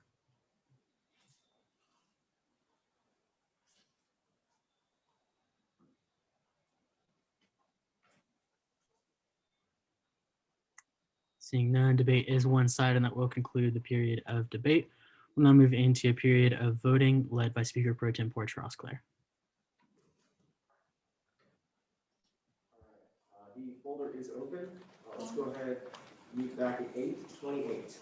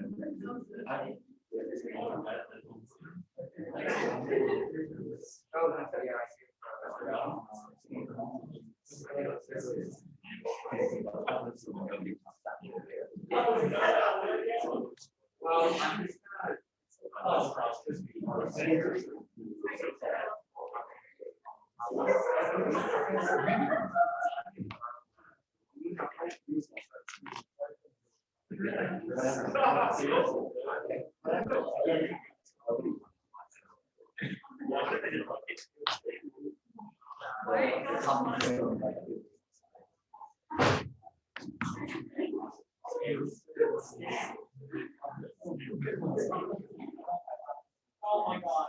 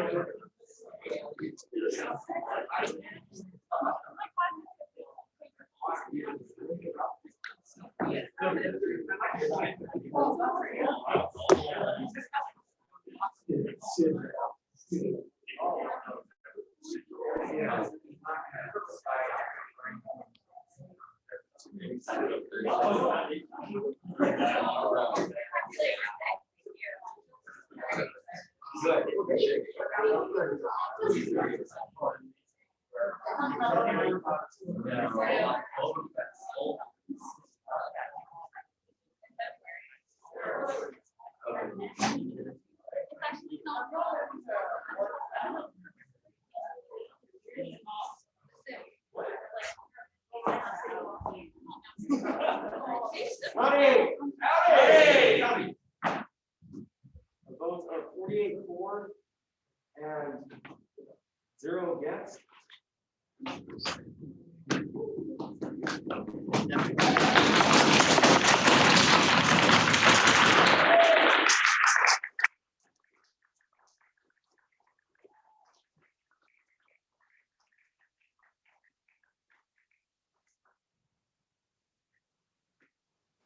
Tyler, congratulations. You'll now be given the oath of office by Chief Justice McIntosh.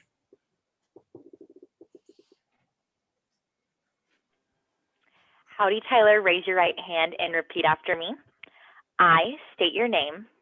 I, Tyler Schuster, Do solemnly swear do solemnly swear to faithfully execute to the best of my ability to faithfully execute to the best of my ability the duties of the office of, and state your office name, the duties of Vice President of Student Services for the Texas A&M University Student Government Association, for the Texas A&M University Student Government Association, to uphold the honor of the same to uphold the honor of the same at all times to protect the welfare of the student body at all times to protect the welfare of the student body and to promote good relations and to promote good relations between the students and those concerned with the university.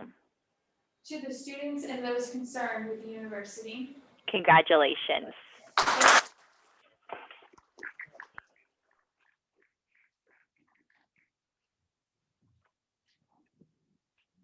Congratulations, Vice President Schuster.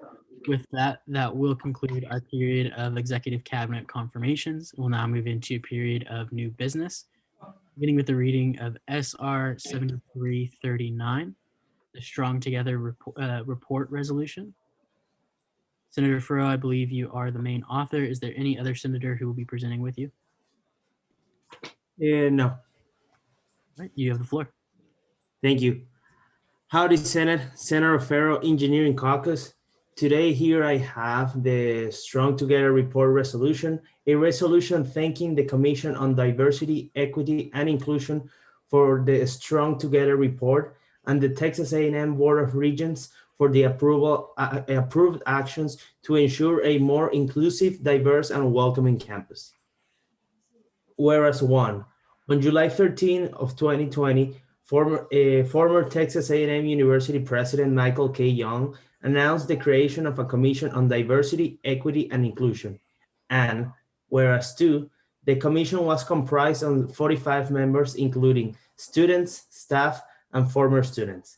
And whereas three, the commission was charged to provide findings,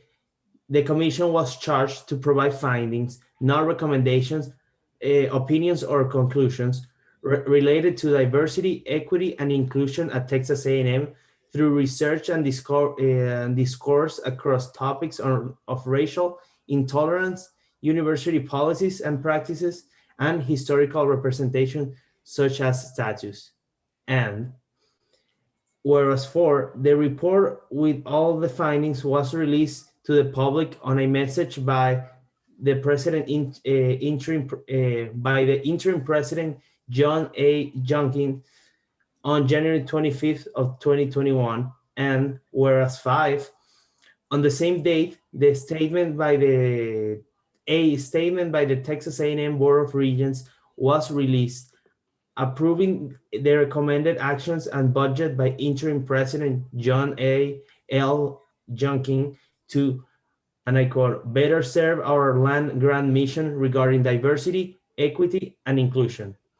Therefore, let it be resolved, one, Texas A&M Student Senate thanks the hard work and dedication of Elaine Mendoza, 87, Chair of the Board of Regents, Vilma Holmes, 69, Member of the Board of Regents, Ruth Simmons, President of the Prairie View A&M University, Iman Ahmed, 22, Student Senate Diversity, Corinne Bradley, 21, Black Student Alliance Council, Alexandra Campbell's, 21, Texas A&M Panhellenic, Tanner Cedrone, 21, Corps of Cadets, Matthew B. Francis Jr., 22, TAMU NAACP, UTEC Vati Pali, 21, Graduate and Professional Student Government, Rikita Gangarapu, 21, Asian President's Council,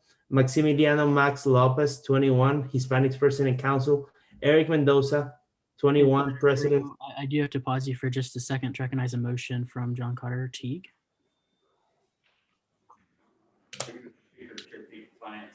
I'm going to consider the bill read, or excuse me, the resolution read. Do I see any seconds? Seeing multiple seconds, we will move by general consent to consider this bill, this resolution as read. Do I see any objections to general consent?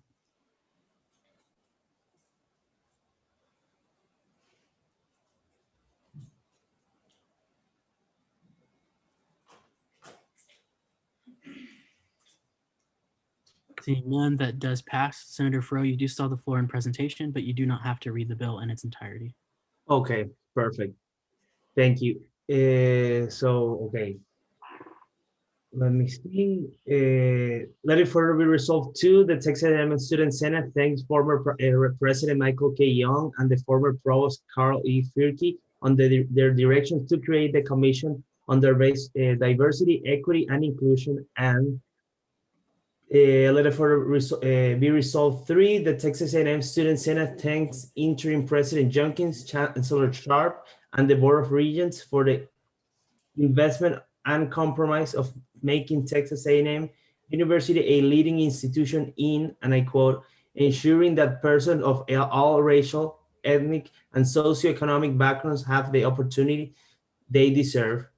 And let it further be resolved 4, Texas A&M Student Senate stands with the report and the only recommendation presented by the Commission on Diversity, Equity, and Inclusion in the report, and I quote, that this report be only the beginning of the Aggie community's shared responsibility and commitment to continue conversations, forward progress, and renewed commitment to diversity, equity, and inclusion for all Aggies. Thank you, Senate, and with that, I'll end my presentation. I'm open to questions. The presenter is open for questions. Are there any questions at this time for Senator Farrell?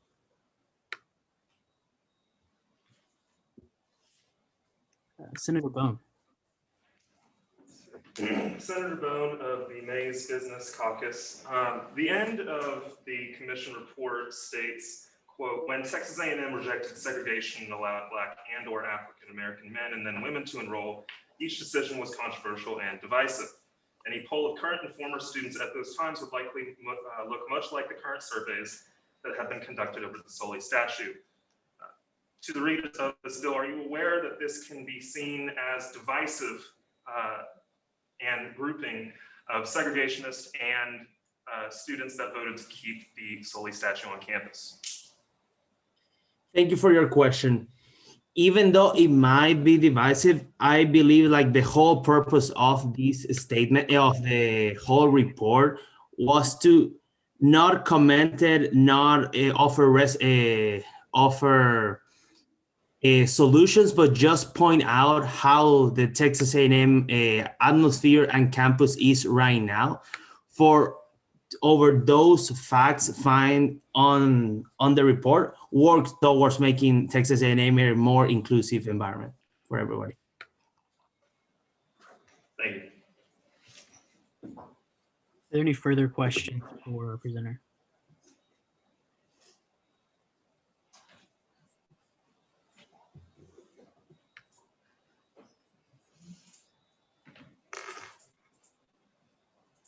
Seeing none, thank you, Senator Farrell. Thank you. We'll now move into a period of debate, beginning with debate against. Do I see any debate against?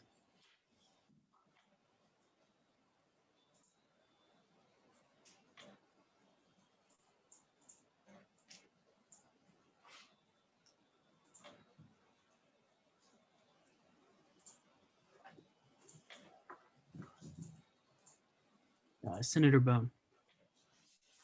Senator Bone of the Mays Business Caucus, at the risk of being claimed a racist, I will be voting no on this resolution, but I would like to say that I agree with most of it, but due to how divisive the last paragraph was, I have a duty to the 61% of my constituents who voted to keep Sully on campus and representing them. I yield to the floor. The floor has been yielded to. We'll now move into a period of debate 4. Do I see any debate 4 at this time? Chair Ahmed. Howdy, Senate. Chair Ahmed, Diversity and Inclusion Off-Campus Caucus. So I would just like to clarify as a member of the commission that we did not make any decisions on Sully. The decision on Sully was actually made by Interim President Junkins, who has decided that the statute is going to stay, just to let you all know that. But the report itself was never made to make any decisions. It was solely just for findings. So if you go through it, it's really just providing data, providing examples, providing all the different perspectives of the school, but it has not made any executive decisions surrounding the statute, solely just providing data, numbers, and different perspectives. And with that, I yield my time to the floor. Floor has been yielded to. That will conclude the first round of debate. We'll move into a second round of debate, beginning with debate against. Do I see any debate against? Chair Teague. Thank you, Mr. Speaker, Chair Team Finance. I'd like to echo some of the concerns that Senator Bone made. While I certainly agree and appreciate the report that was made by the Commission on Diversity, Equity, and Inclusion, I simply cannot vote for a piece of legislation that calls students, a majority of which attend this university, segregationists. I think it's a dangerous precedent to set, and frankly, I think it runs completely perpendicular to the mission of the Commission on Diversity, Inclusion, and Equity. Thank you. Good luck, time back to the floor. Floor has been yielded to. We'll now move into the second round, debate 4. Do I see any debate 4 at this time?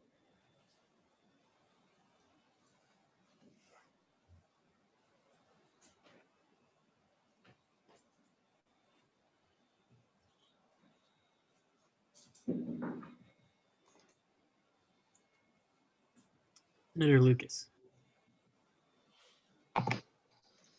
Senator Lucas, College of Education. I will be voting for this piece of legislation, and I believe that the commission and the report that they put out is very important to the university and the minority student population that the university is attempting to serve and better. I do not think that drawing the parallel between a segregationist percentage and the Sully statute is racist. I just think that it is trying to show that maybe something needs to change and we need to have a student body that supports minority students, and we need to make sure that their voices are being heard. I yield my time to the floor. The floor has been yielded to, and that will conclude the second round of debate. We'll now move into the third and final round of debate, beginning with debate against. Do I see any debate against at this time?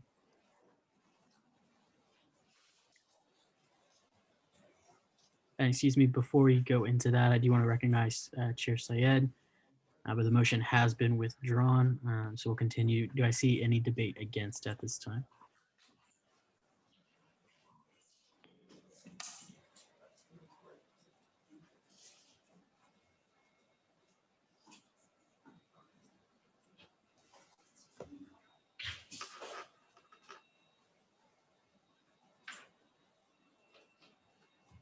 Seeing none, we'll now move into a period of debate 4. Do I see any debate 4?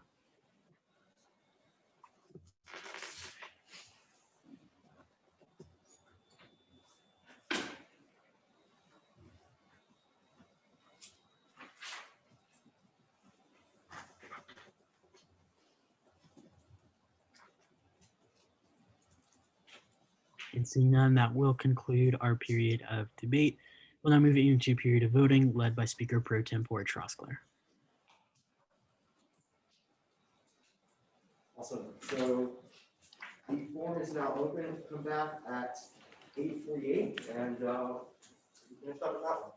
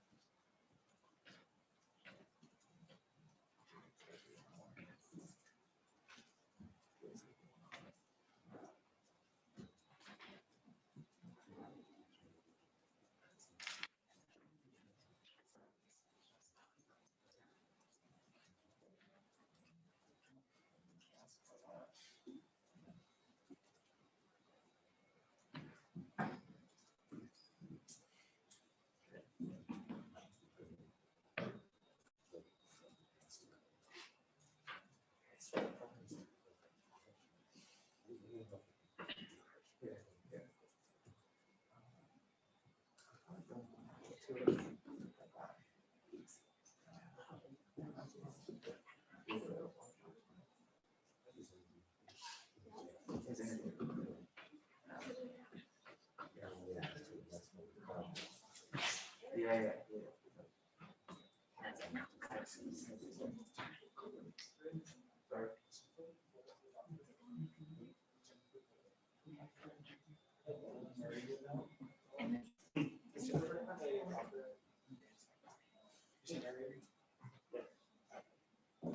Just say hi, Jen. Don't do that. Oh, yeah. Yeah.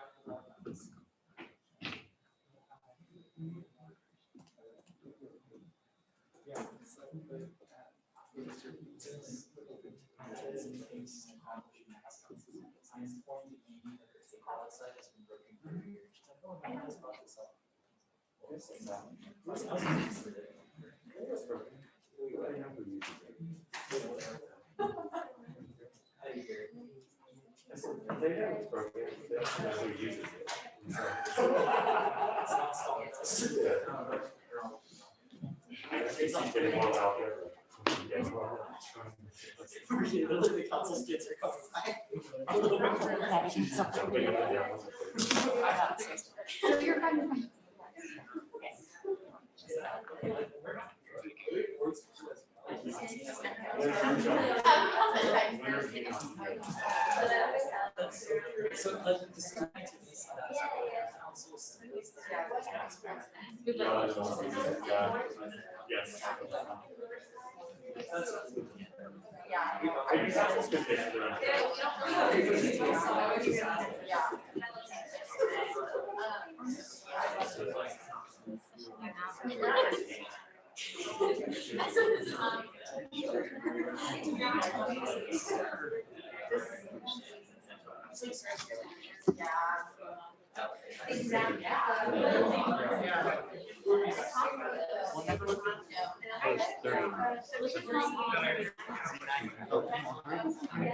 You yourself? I'm doing well.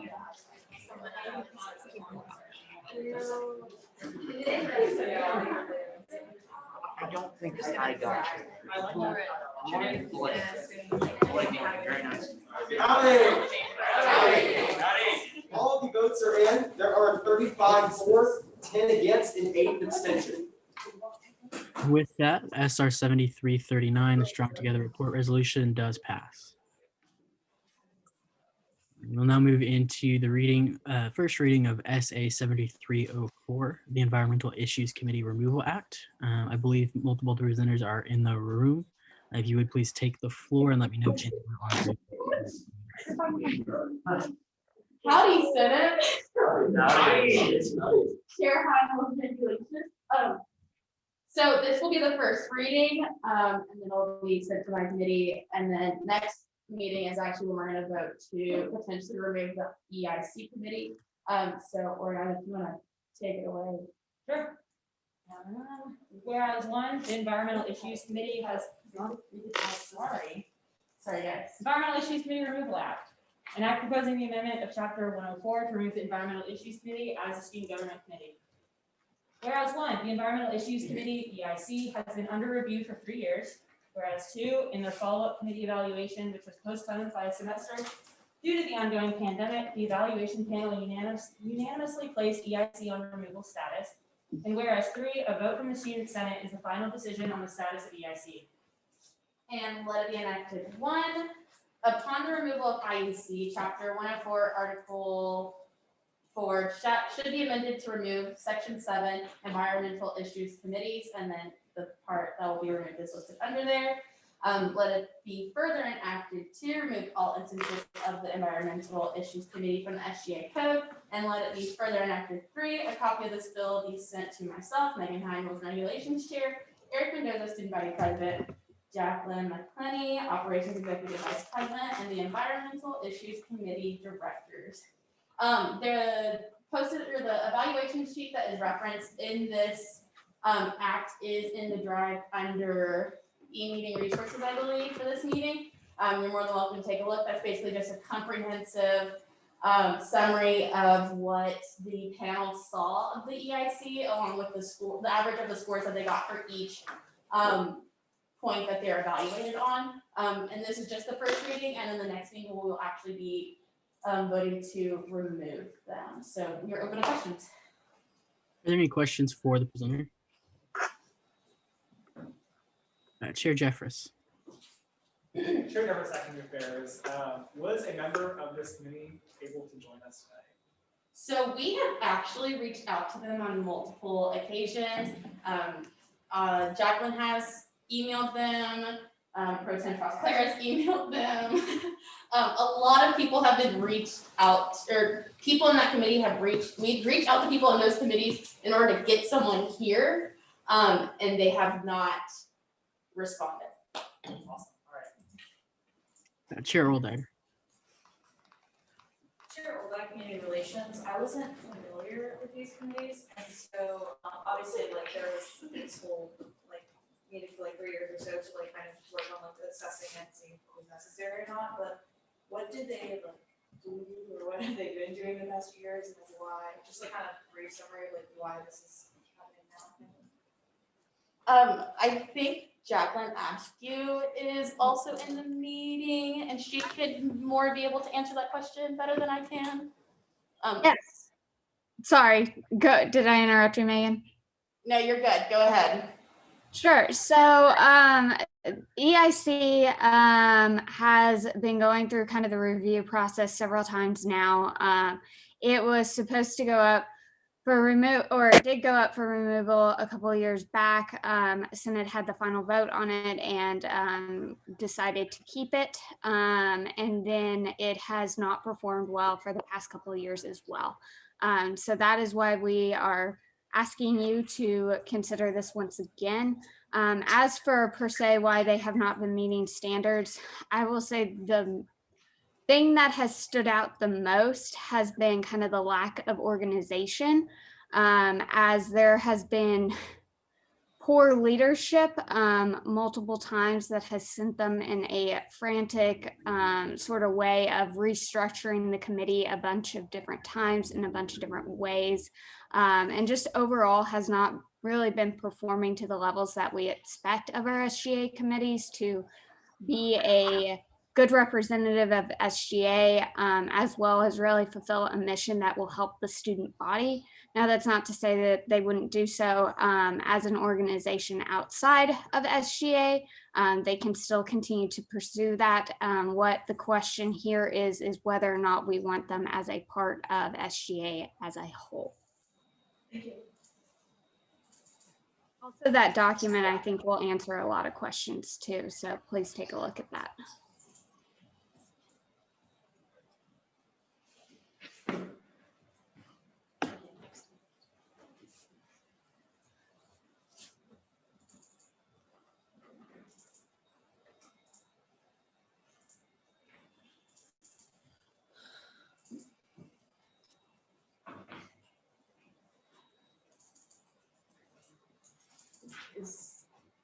Oh, he's muted, that's why. Excuse me. You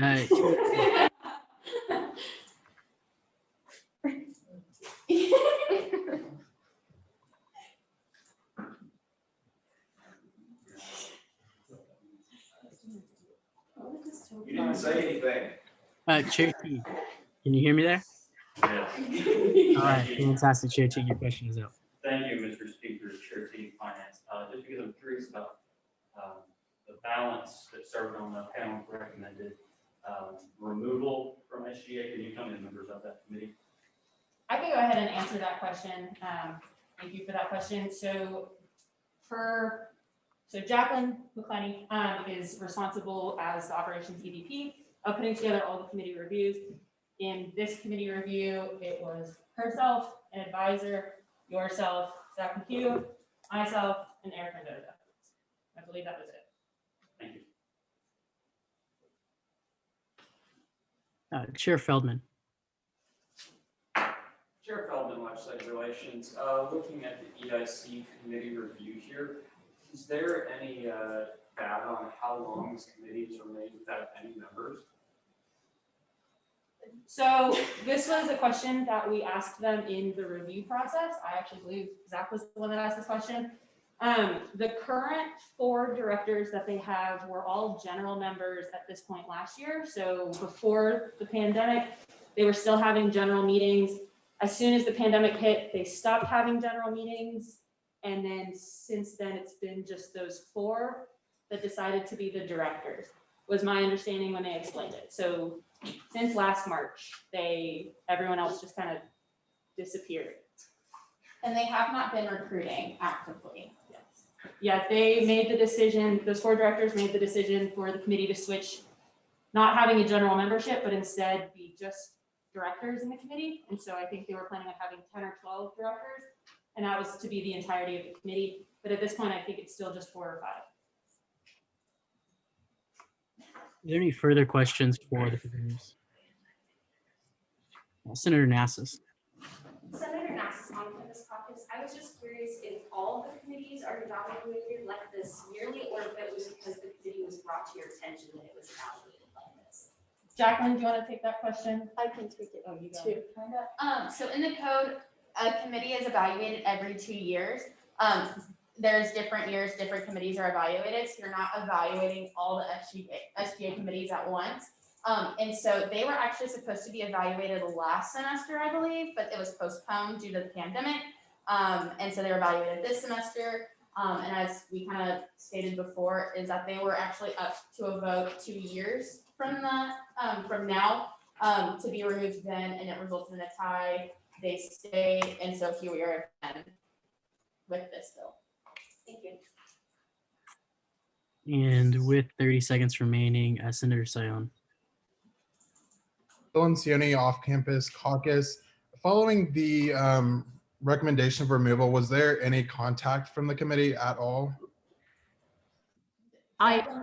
Yeah, I can take that. I have not had any contact with them since actually sending that document that you all have to see as what their final results were, which was the beginning of December that I sent that, and we have reached out multiple times. And just overall, as just the individual who oversees this evaluation process, they have not been compliant, just in general, to be honest. Thank you. And that is all the time we have in question and answer. Thank you, presenters. You may take your seats. With that, that was just the first reading of the act. And so this act will be sent to the Rules and Regulations Committee for further consideration before coming back here. That will conclude also our period of new business. And we'll now move into a period of open session. Speaker Pro Tempore Trosclair, do we have any pieces in the open session folder on the drive? Yes, we have 2 pieces of legislation. The first one being a requestable transcript letter resolution offered by Senator Michael McKnight. And the second one is an addendum to the 73-72 following the November 20th election finalization resolution offered by Chair Oldak. I apologize. Yes, we'll begin with the first one. Senator McKnight, I believe you are the author and you do have the floor in presentation. Senator McKnight, off-campus caucus. Okay, so the resolution I have is basically a reaction to A&M's decision last month to not give us pass-fail. I know, like many of you, I was not very happy with that decision. I don't really, it's too late now. I'm not going to try to restart that fight, but I figured that we could at least do something in relation to that issue. And basically what I'm proposing is that A&M offer us some kind of a letter or official notification that'd be available on Howdy, so that when you're applying to grad school or law school or employment or whatever, you have access to this. And I'm applying to grad school myself. I'm hoping to go to Bush School. I'm going to go to law school at some point, hopefully. And I'm kind of concerned, and I think others have shared this concern, that if there's an identical student at UT or Tech or Baylor, Harvard, that has the same GPA as me, the same qualifications, the same resume, that student at the other university is going to appear to have a higher GPA than me because they had pass-fail, and we did not. And there's also the concern that because so many other universities had pass-fail, a lot of admissions officers, particularly further in the future, once we kind of move beyond COVID, and as well as more distant universities, maybe aren't in Texas and they aren't familiar with what A&M did this year, they're not going to know that A&M didn't have pass-fail unless they're told. And so I think that with that, it kind of puts an unfair burden on our students because their transcripts are going to be judged compared to identical students at other universities that, and then the other students will look much better. But I'll go ahead and read the resolution. So whereas 1, many American universities, such as the University of Texas at Austin and Harvard University, offered a pass-fail grading option to their students in the fall of 2020. And whereas 2, students at such universities will therefore have inflated GPAs, since pass-fail eliminates lower grades that would otherwise lower their GPA.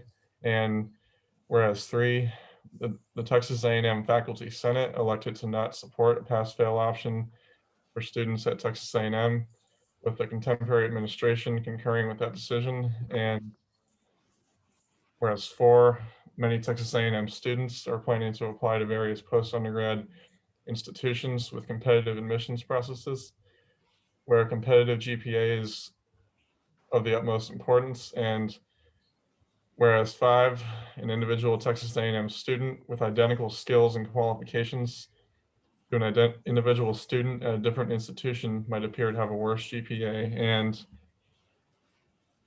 whereas 6, since pass-fail grading policies were widespread in American universities in the fall of 2020, admissions officers not familiar with Texas A&M may simply assume that this university did in fact implement pass-fail and judge a student's transcript without knowledge of the true policy in mind. And whereas 7, the present situation therefore potentially disadvantages Texas A&M students who are seeking admission to post-undergrad institutions in competition with students from other universities who offered pass-fail grading option. And therefore let it be resolved, 1, that while the Student Senate acknowledges the decision of the Faculty Senate and the administration regarding the implementation of a pass-fail grading option, we ask that Texas A&M provide some form of official notifications to those reading an official student transcript that, unlike many universities, Texas A&M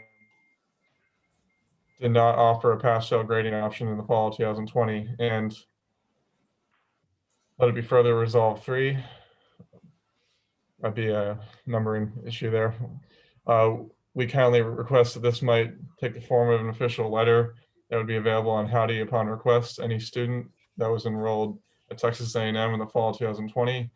And let it be further resolved, 4, regardless of form, we ask that the university would provide some official notification to recipients of transcripts that Texas A&M did not offer a pass-fail grading option. And I don't know if I need to make an official amendment to fix that numbering issue there, but if so, I'll do that. No, but if you would please read the names that this will be sent to.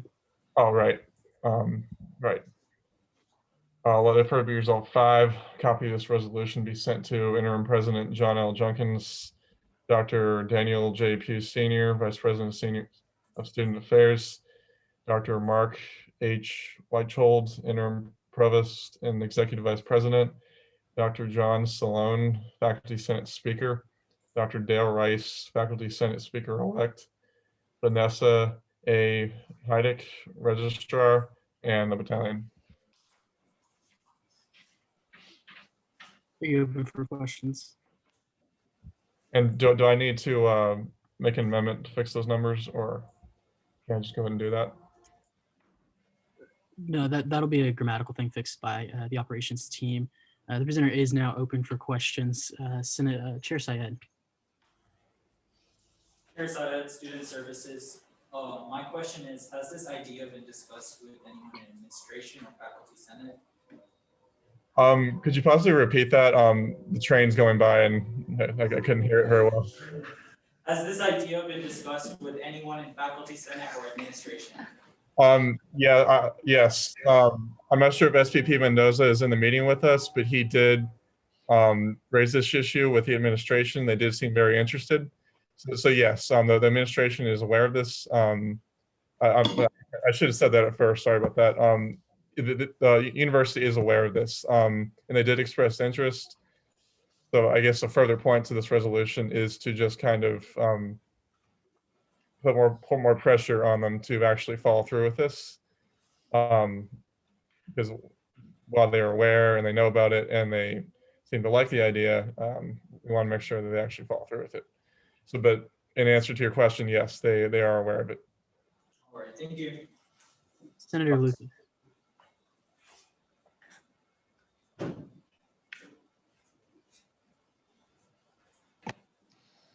Senator Lucas, College of Education. Senator McKnight, in your research for preparing for this piece of legislation, what did you find about other universities, the grading systems that they use, and how that can affect how applicants present when they are applying for graduate school or for research positions? In terms of pass-fail? No, not pass-fail, in general. We would please avoid any back and forth. Well, if it's not about pass-fail, I'm kind of confused what you're asking about then, because this is a pass-fail thing, because my point is that other universities have a good majority of other universities in the United States. I mean, Harvard and UT have implemented the system. So would you mind clarifying a little bit more about what you mean by grading systems? Sure. So for instance, Harvard University grades on a 4.0 grading system. They have an A, which is equivalent to a 4.0, like A&M, but they have it expanded to include A minus being a 3.67. Unfortunately, can't have any back and forth, and a question can't be asked from the presenter. But you can ask a question again if you do raise your hand and get back in the queue for questions. I guess my final answer to that would just be I'm not entirely clear on why it's relevant, just because Harvard may have a different grading system than we do. We of course only have A's, B's, C's, D's, etc. We don't have A's, A minuses and B minuses, but nevertheless, they switched to a pass-fail system. You know, we did the same thing in the spring of 2020. They were gracious enough to give that to us then. But so I'm kind of confused by the question. Yeah. Chair Ahmed. ID Chair Ahmed, Diversity Inclusion Off-Campus Caucus. My question for you, Senator McKnight, is, you know, hopefully after the passage of this resolution, what do you plan to do to ensure that, you did say like admin was interested, but what do you plan to do following that to ensure, like, who do you plan to meet with and so forth, to ensure that this does become a reality? Because this may be a reason why many senators may vote for it, is because they would like to see this happen. So I guess what do you plan to do afterwards to follow through on this resolution and make sure it becomes a reality for students and fellow senators? Well, thank you for the question. Will definitely want to follow up with this. I know SVP Mendoza has already spoken with them about this, and I'm certainly, you know, open to, you know, talking to them with him or, you know, personally. So yes, I will definitely be following up with this, because I personally want it too, because I kind of need it for the Bush School probably knows I'm applying there. But if I decide to go to law school somewhere else, it's be personally helpful to me, so I at least have a good personal motivation to do it. But yes, I do intend on following up with this with the administration in any way that I can. Thank you. And with a minute remaining in question and answer, Senator Sione. Senator Sione, Off-Campus Caucus, have you reached out to any professional school advisors or anybody in administration for professional schools about what the most effective way for this to be done would be and whether or not it would make an actual difference? I have not. This idea was mostly born of personal conversations I've had with friends and our constituents, and it was mostly just the concern that because every other university's done this, that we're kind of going to be judged unfairly compared to those. So I will acknowledge that no, I did not. It was more of a conversations with constituents. I assume that this would be the best way to very directly tell them that we do not have pass-fail. Senator Garcia. Senator Garcia, Off-Campus Caucus here. My question to you is, don't graduate school and professional programs have ways to find out the grades of students who use pass-fail in case? I wasn't actually able to hear your question. Would you mind maybe like typing it or? Senator Garcia, we seem to be having some connection issues. Would you mind trying again or maybe typing it out?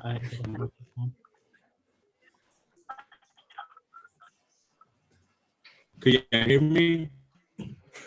I think we're still experiencing the same issues. If you wouldn't mind typing out the question real quick.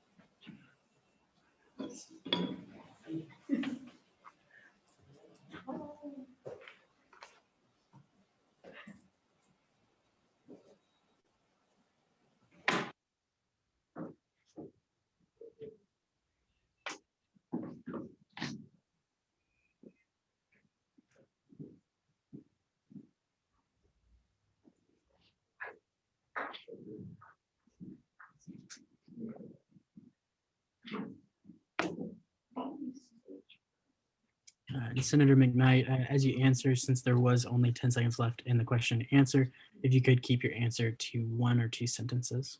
The short answer is no, I don't believe so.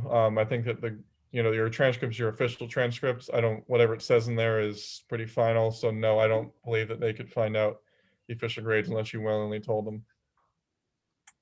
And that is all the time we have in the question and answer period. And that will conclude that period. We'll now move into a period of debate, beginning with debate against. Do I see any debate against? Senator Smith. Thank you, Mr. Speaker. Senator Smith, Coles Caucus. I move to add myself as well as any other senators who wish to do so as sponsors to this legislation. Seeing multiple seconds in the chat, we will, by general consent, move to add Senator Smith as well as any senator who fills out the form found in the drive as a sponsor to this piece of legislation. Do I see any objections to general consent?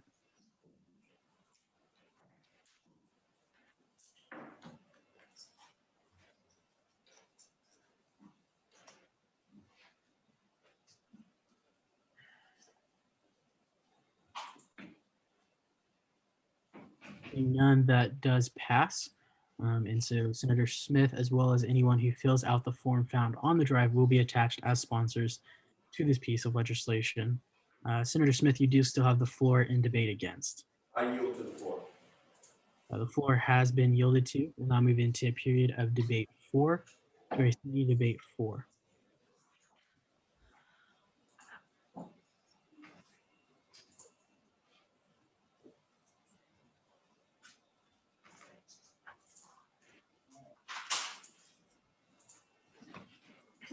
None. We'll now move into the second round of debate, beginning with debate against. Do I see any debate against?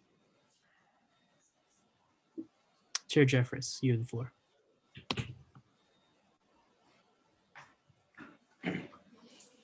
So that's meant to be a motion. Is that a motion?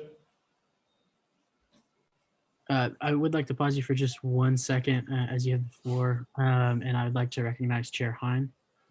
Chair High Rules and Regulations. I was wondering what number this resolution would be. I think I missed it.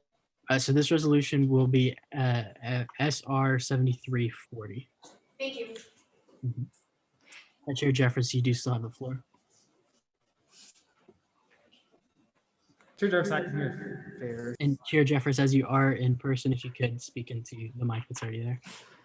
Sorry. Chair Jeffress, I can hear affairs. I move to refer this motion to committee. I would like to recognize the point of order from Chair Teague. Thank you, Mr. Speaker. Chair Teague, Finance. The rules state that senators making motions should stand. Senator Jefferson, excuse me, Chair Jefferson. Seeing as that is correct, Chair Jeffress does stand out of order. The motion itself is also out of order.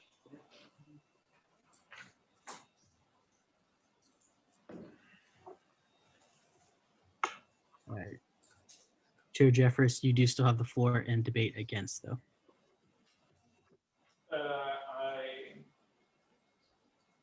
Point of order. Since Chair Jeffress was out of order, he does not have the floor to speak, so it just goes back to the floor. I'm asking that the floor has been yielded to. We'll now move into a period of debate 4. Do I see any debate 4? I do want to pause right before we do that, though, and recognize Senator Smith with a motion.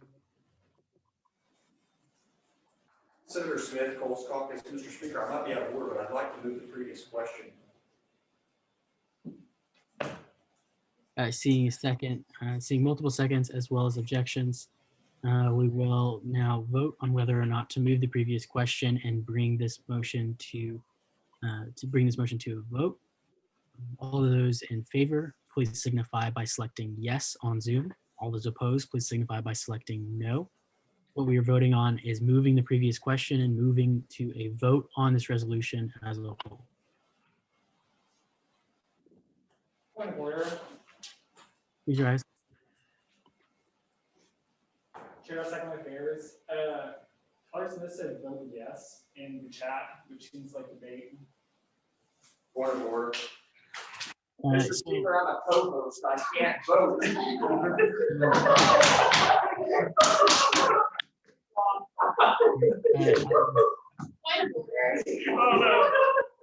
So before we move on to the other point of orders, I do want to address the first point of order that was made. So Chair Jeffress, as Senator Smith is a member of Ops, he's a co-host on the Zoom meeting and cannot use the buttons, and so he's voting in the chat there. Then I'd like to address the next point of order. I believe Chair Hine was the next voice I heard with a point of order. Yes, Chair Hine, open regulations. Let's refrain from using outbursts in the Senate room as it can be related to indecorum, so therefore Senator Smith is out of order. Seeing as that is correct, Senator Smith does stand out of order and will be asked to sit down and refrain from those outbursts moving forward. With that, we will continue with voting. So continue to use either the yes or the no on whether or not you would like to move the previous question and bring this resolution to a vote.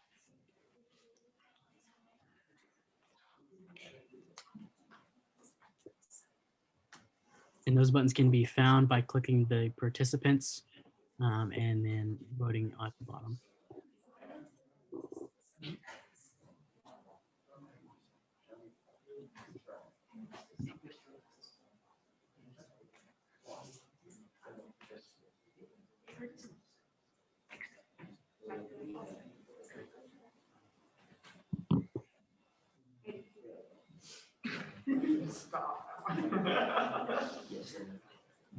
We have a few more seconds to get your vote in. If you have not selected either yes or no, please enter your vote now.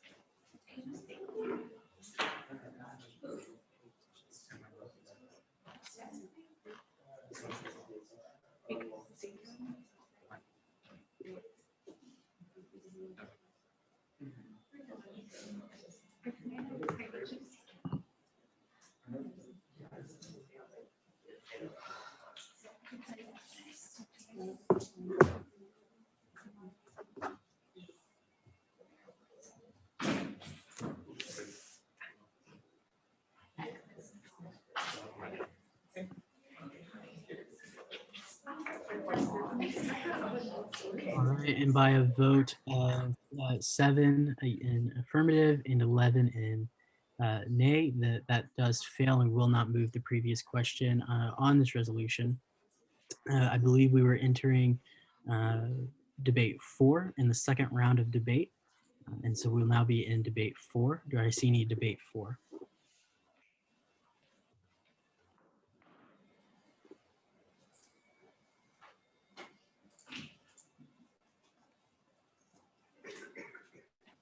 Senator McKnight. Senator McKnight, off-campus caucus. Yeah, I definitely encourage everyone to vote yes in this resolution. I think that it's best that we just kind of get it passed. That way we can get this to administration. They can get pressure to get this implemented so we can provide at least some assistance to the students. So yeah, I do encourage you all to vote yes.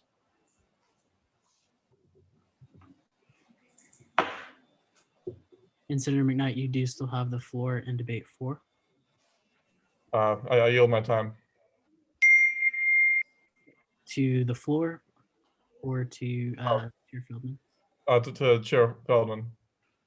Chair Feldman, you have the floor.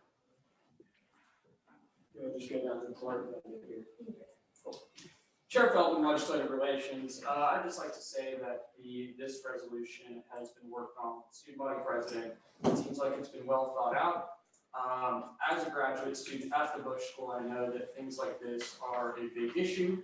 As Senator McKnight stated, there are people applying to graduate schools right now and in the application process. So the faster it gets done, the faster the faculty senate can potentially pass something and make sure that this issue is encountered by our students. So I encourage everyone to vote yes to encourage all our students. And I yield my time to the floor. Floor has been yielded to, and we'll now move into the third and final round of debate, beginning with debate 4. The chair would like to recognize Chair Jeffress. Chair Jeffress, Academic Affairs. This issue is not brought up to my attention before this meeting today. Actually, sorry, about an hour before this meeting was brought up. And I've not seen any correspondence with the Treasurer's Office. Last semester it was brought to my attention that I was notified to the provost. I think that delaying this and deferring it to committee will give us time to meet with administration, because it doesn't stop us from working on this at all. So I have to make a motion. Go ahead and make your motion. I move to refer this resolution to committee, back in the first committee.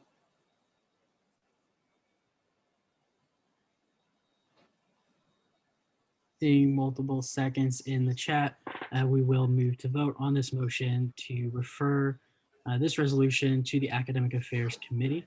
We'll go ahead and vote using the yes and the no buttons. Go ahead and signify your votes now.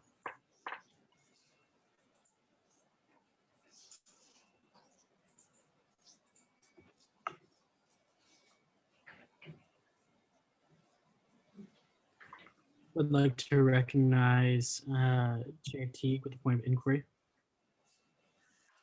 Thank you, Mr. Speaker, Chair Teague Finance. I guess my inquiry is more to Chair Hine. Isn't the motion to refer to a committee debatable? Yes, our Chair Hine rules and regulations, yes, this motion is debatable since it is referred to the committee. And the chair does stand out of order, and I'd like to correct myself by moving into a period of debate. And we'll go ahead and vote after that period of debate. All those, go ahead and remove these hands. There we go. All right, we'll now move into a period of debate, beginning with debate against on the motion to refer this resolution to the Academic Affairs Committee. Do I see any debate against? Senator McKnight. Senator McKnight, Off-Campus Caucus. I definitely acknowledge that possibly we should have consulted with Chair Jeffress. However, I think that's kind of a moot point at this point. I think that it would be a waste of time to refer it to committee. I think we just need to go ahead and vote on this. That way we can get it to the administration. We can get what needs to be done. I think that it would be kind of a silly bureaucratic measure to refer this back to committee when we could just do what the more logical and more efficient thing is and just go ahead and vote on the resolution itself. So I am very firmly against sending it to committee, but I will yield my time to the floor. The floor has been yielded to, and that will conclude the period of debate against. We'll move into a period of debate 4. Do I see any debate 4? Senator Lucas.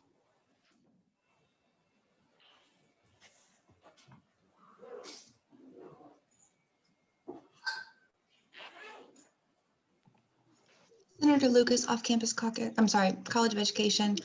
I think that moving this piece to committee would allow us to fully flesh out the examples presented in the whereas statements, give us some concrete examples, as well as allowing Chair Jeffress, the provost, people that are really pertinent to this issue to be in communication and really further this. I do not think that sending this to committee will inhibit getting this letter put onto Howdy for students. I do think that it will just improve the communication between the people that need to be involved and really make sure that the administration sees why this is important to us by having a fully fleshed out and adequately researched piece of legislation. I yield my time to Chair Ahmed. Chair Ahmed, you do have the floor. Yeah, before I begin, how much time do I have? About 15 seconds. Okay, I yield my time to Senator Sion. Oh, okay, Senator Elbow. Sorry. Senator Elbow, you have the floor. Senator Elmo off-campus caucus. I think, if we want this to be a successful effort, which I do, I really do, we gotta get the best minds in. And, I think having it with Chair Jeffers and having an active dialogue with the provost office about this is going to maximize. Senator Elbel, that is the time for debate. And we will now move into the next round of debate, beginning with debate against. Do I see any debate against?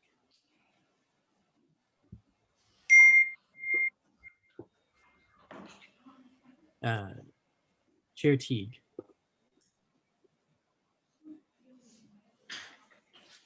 Thank you, Mr. Speaker, for your team finance.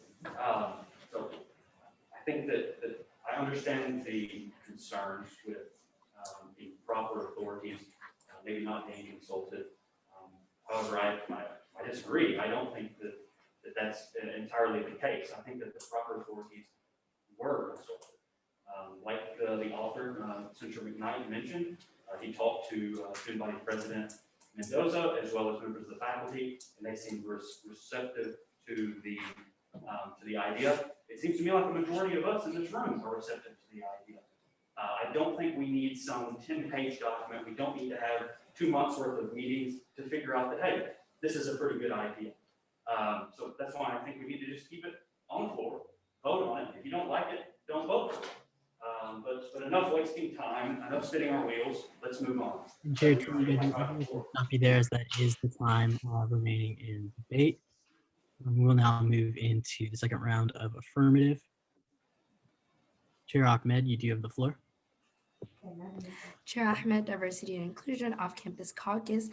So I actually really love the idea of this piece of legislation, but I do think some really great points have been made about speaking with the registrar, speaking with professional advisors to know even if this transcript letter is a good idea and if it'll be accepted by professional schools, and then also working with the provost office.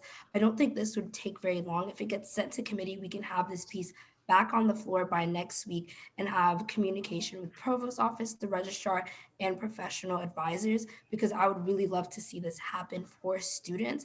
I would just want it to be done in the best way possible and have all of these necessary key players involved, so that once this piece passes, we can make it a reality for students. And this is why I implore you all to vote for this to be sent to committee, and they all work really hard and get it sent back to this floor for next meeting. And I yield my time to Senator Jeffers. Unfortunately, we are out of time in that round of debate. We'll now move into the third and final round of debate on this motion. We're beginning with debate against.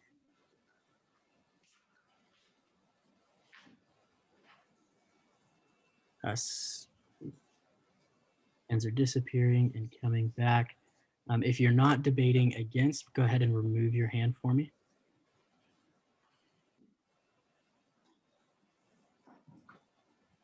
Chair Syed. Chair Syed, Student Services. Hearing what the authors have to say, as well as the fact that SVP Mendoza has had conversations with Faculty Senate, from what I understand. I think we've done our due diligence as student government to proceed and put our opinion down, and that can be taken to the provost office and any other places as necessary. Therefore, I would like to put this up for a vote today. Thank you. I yield back to the floor. The floor has, and that will conclude the period of debate against. We'll move into the final round of debate 4. Do I see any debate 4?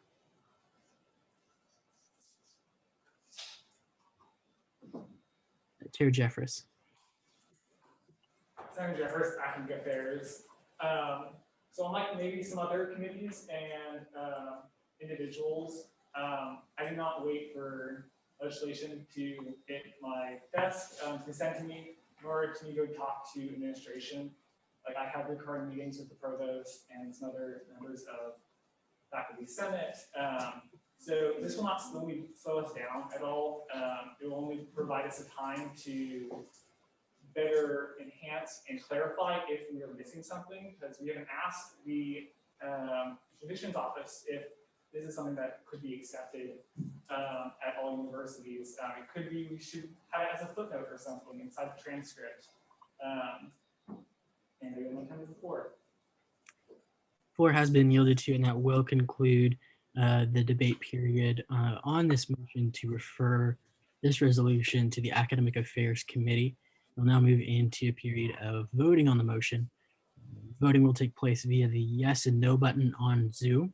So all those in favor, please signify by selecting yes. All those opposed, please signify by selecting no.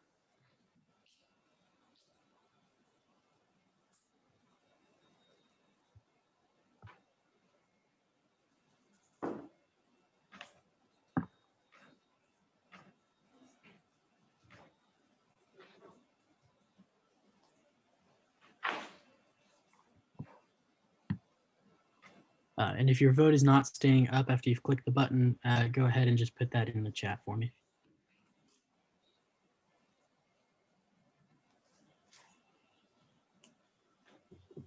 And as a clarification, if you're voting yes, you're voting to send it to the Academic Affairs Committee. And if you're voting no, you're voting to not send it to the Academic Affairs Committee.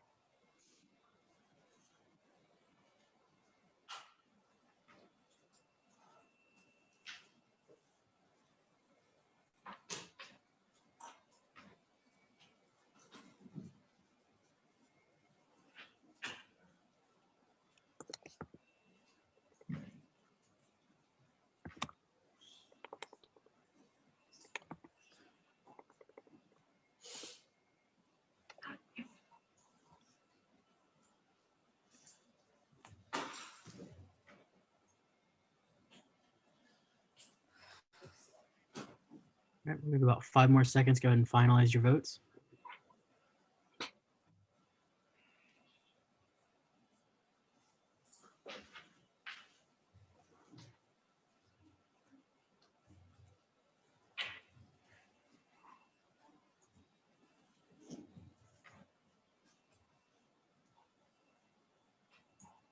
Go ahead and close voting there. By a vote of 12 for and 14 against, that motion does fail.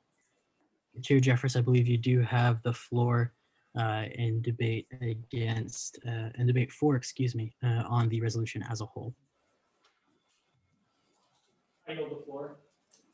The floor has been yielded to. We'll now move into the third and final round of debate on the resolution as a whole, beginning with debate against. Do I see any debate against at this time?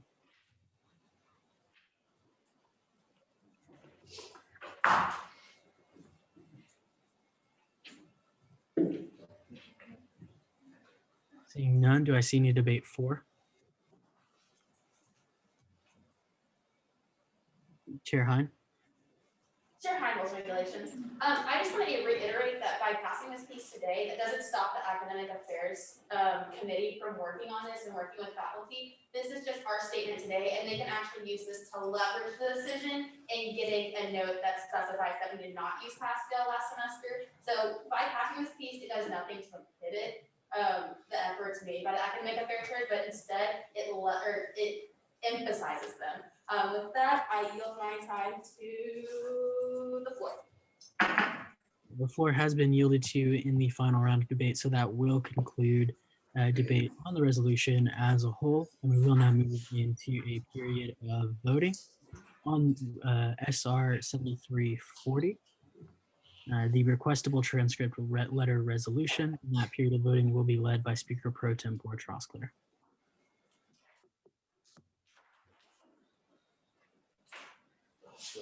All right, how do you vote?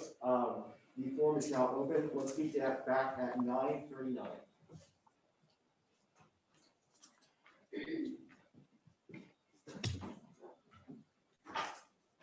Howdy, everybody. When typing in the name of this legislation on the Google form, please notate it at, type it in as 73-40, like SR 73-40, because we will be utilizing this ballot again, so it helps the Operations Committee sort the votes. So please make sure you type that in correctly. Thank you.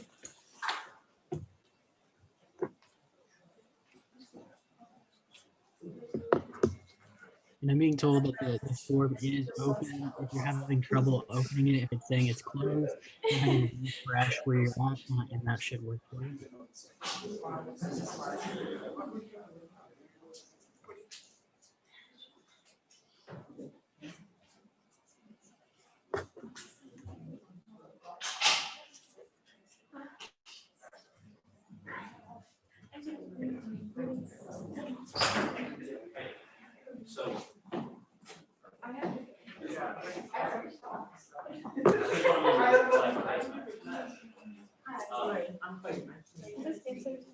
Yes, it is. It actually smells pretty good. Exactly.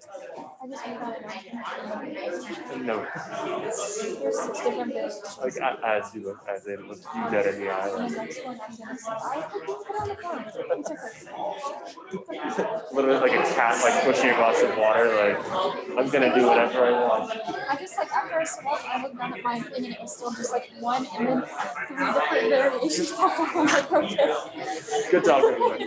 Good job.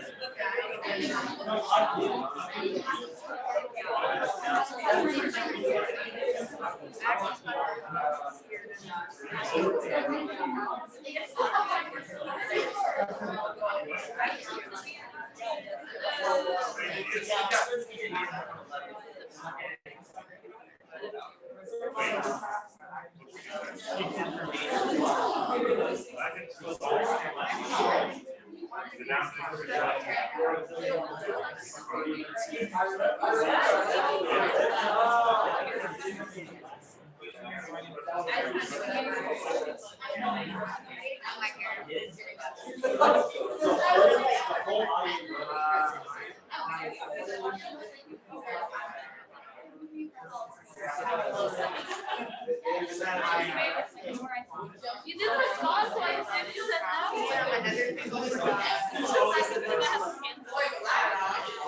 You have to say yes or no. You did not respond. Howdy! Howdy! All right, 34 in favor, 2 against, and 3 abstentions.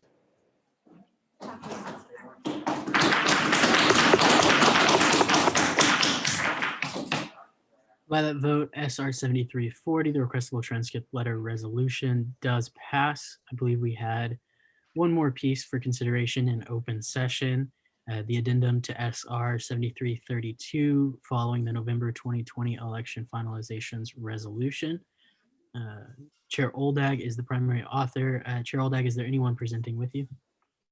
No. All right, you have the floor.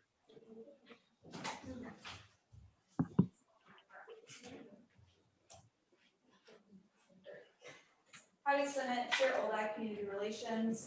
Some of you may remember a piece that me and my committee kind of worked on and put up at the end of last semester, 7332.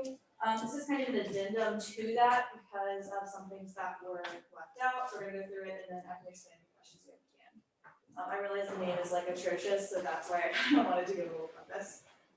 So addendum to SR 7032 following the November 2020 election finalizations resolution. A supplemental resolution to SR 7332 to recognize local elected officials after the finalization of 2 College Station City Council races that were previously undecided. Whereas 1, on November 3rd, 2020, College Station City Council held a general election for council places 1, 3, and 5, as well as a runoff for the place 4 special election. And whereas 2, College Station City Council place 5 had more than 2 candidates, with incumbent Josh Nichols and challenger Craig Reagan, neither receiving over 50% of votes, triggering a runoff election. And whereas 3, a runoff election for the City Council place 5 took place on December 15th, 2020, with John Nichols receiving 79.5% of the total votes and securing re-election to the College Station City Council seat. And whereas 4, Bob Brick led his City Council place 1 race by a close margin of 6 votes, leading to a petition being filed for a manual recount of votes. And whereas 5, once the absentee and mail-in ballots were recounted with no changes to the outcome, the recount was withdrawn and Bob Brick was officially re-elected to College Station City Council Place 1. And whereas 6, the 73rd session of the Student Senate's the recognition of local elected officials resolution, SR 7332, was passed before the recount and runoff of the College Station City Council election had taken place or results were finalized. Therefore, let it be resolved 1, the 73rd session of the Student Senate would like to formally congratulate and recognize the re-elected officials Bob Rick and John Nichols following the finalization of results. And let it be further resolved 2, the Texas A&M Student Senate would like to thank these individuals for their continued service and hard work towards bettering our community. And therefore, let it be resolved 3, the Texas A&M Student Government Association and the Student Senate Community Relations Committee look forward to continuing to work with the College Station City Council on local issues that impact Texas A&M students. And let it be further resolved 4, a copy of this resolution be sent to the City of College Station City Council and Mayor Carl Mooney. Stand ready for any questions. Are there any questions for our presenter?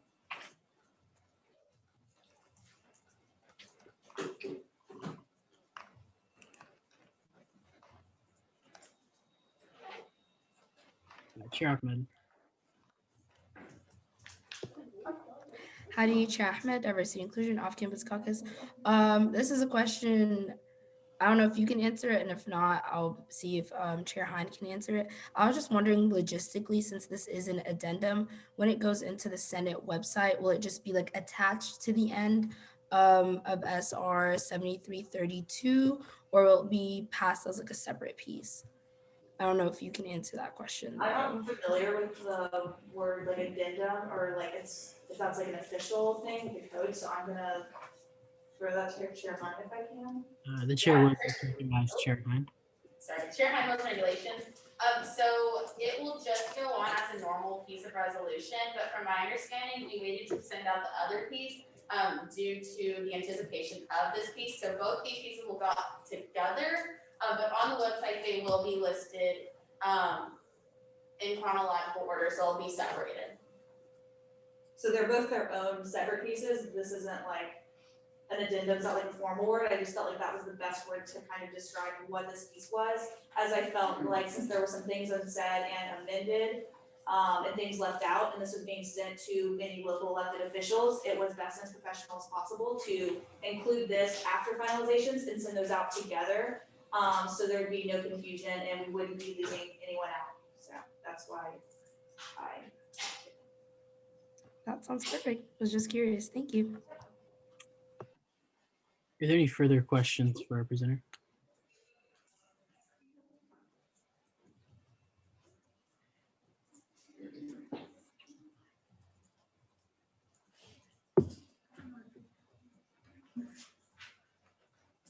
Seeing none, that will conclude our period of question and answer. Our presenter can take the seat. We'll now move into a period of debate, beginning with debate against. Do I see any debate against at this time?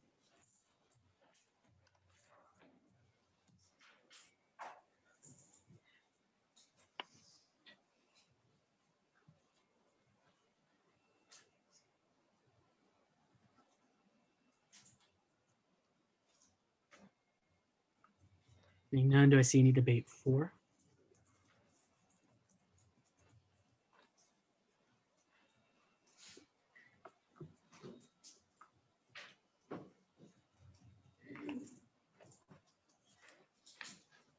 And seeing none, debate has become one-sided, and that will conclude our period of debate. On this resolution, we'll move into a period of voting. The number on this resolution will be 7341. 7341, and that period of voting will be led by Speaker Pro Tempore Trosclair. Howdy, the legislation form is open. Let's go ahead and meet back at 9:50.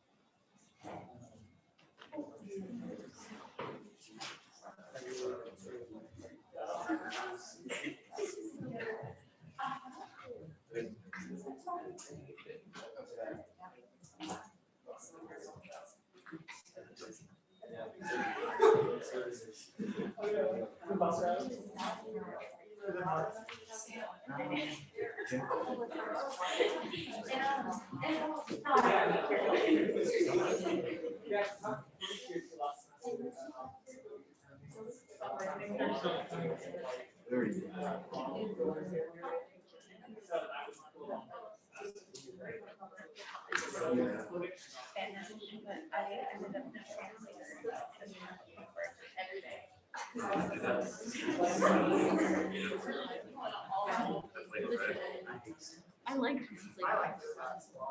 also I like to get on my sandwich.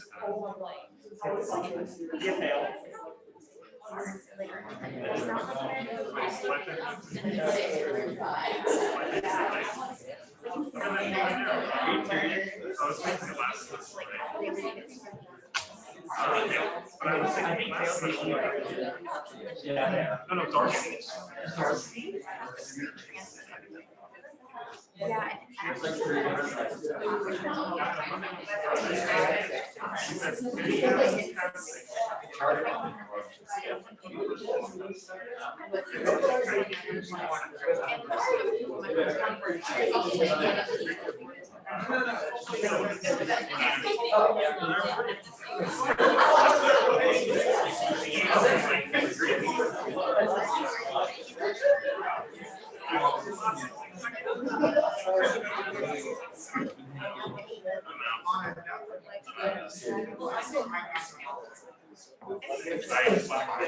Howdy! Howdy! With the final legislation of the evening,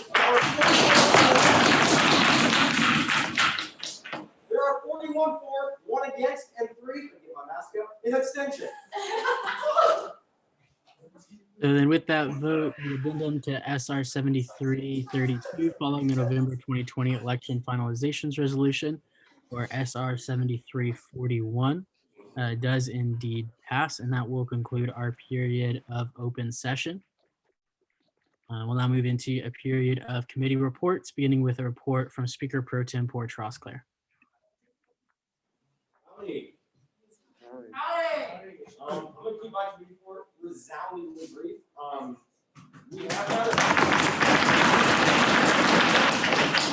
We have had a few things going on with the drive, so Ops and myself will be reaching out to you to figure out what has been going on. For some reason, Google has been just weird. I don't know how to describe it other than that. We're going to get to work on that. Additionally, I've had the opportunity to now attend my first cabinet meeting. So shout out to Eric and Oriana. That was wonderful. And I look forward to continuing to work with them on further issues. All right, questions? Are there any questions? Are there any questions for Speaker Pro Tempore Trosclair?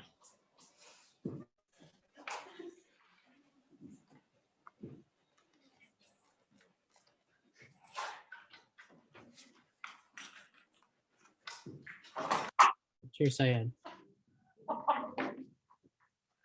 Chair Syed, Student Services, Pro-Temp Trosclair.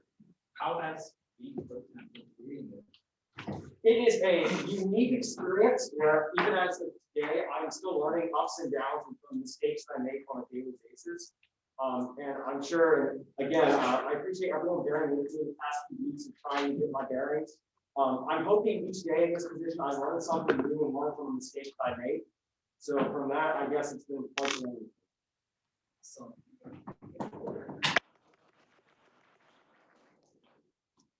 Are there any other questions for Speaker Pro Tempore Trosclair?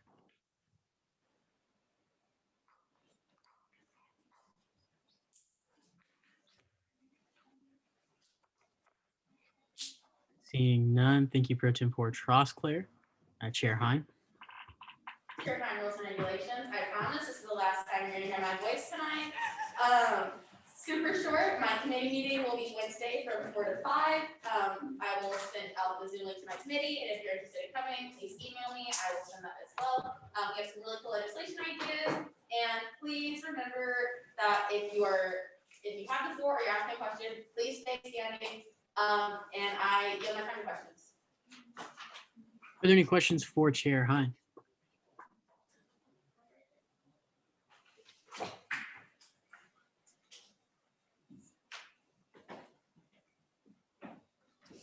Seeing none, thank you, Chair Hine. Chair Teague.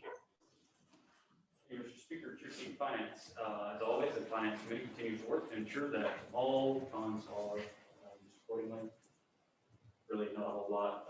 Special thank you to Oriana for coming to do that presentation. Since the day-to-day or month-to-month further operations of those finance allocation reports are per jurisdiction now, once they pass through the Senate. But yeah, again, we continue to work together to ensure that those funds are spent accordingly. You will remain in my time for questions.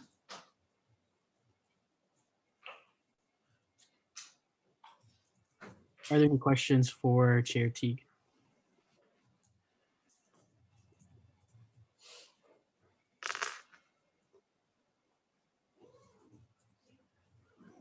Seeing none, thank you, Chair Teague. Chair Ahmed. Howdy, Senate. Want to begin by saying happy Black History Month. My committee will be working on a piece of legislation for that for next meeting. That'll most likely be next Wednesday, but I'll send that in the Slack. If you're interested, reach out. And 2 things to look out for this month: 2 collaborations with the Diversity Commission. We are looking to help co-host the diversity debate for the student body president, so keep a lookout for that. And also we'll be having a summit with Dean Cares, which is basically an initiative by the Coalition of Deans Surrounding Anti-Racism, and that will most likely be February 19th. And I'll send you all more information about those in the Slack as they are finalized, but just keep a lookout for both of those. And with that, I yield my time to the floor for any questions. Are there any questions for Chair Ahmed?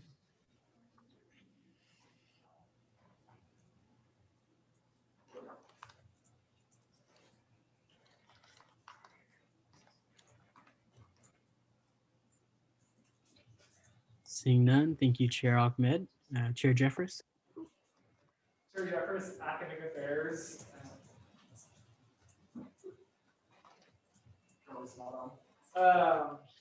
So we have an in-person committee meeting last week. I would like to recognize Senator Lucas for winning our Kahoot, and Senator Alice and Senator Gonzalez for winning our egg drop. They did a great job. They survived about day lunch on the concrete before I started chucking at the floor. Our next committee meeting will be next Wednesday. We're going to try to make it a hybrid meeting so people can attend in person and online. And we continue to work diligently on all the projects that all the senators have. Any questions? Any questions for Chair Jeffress?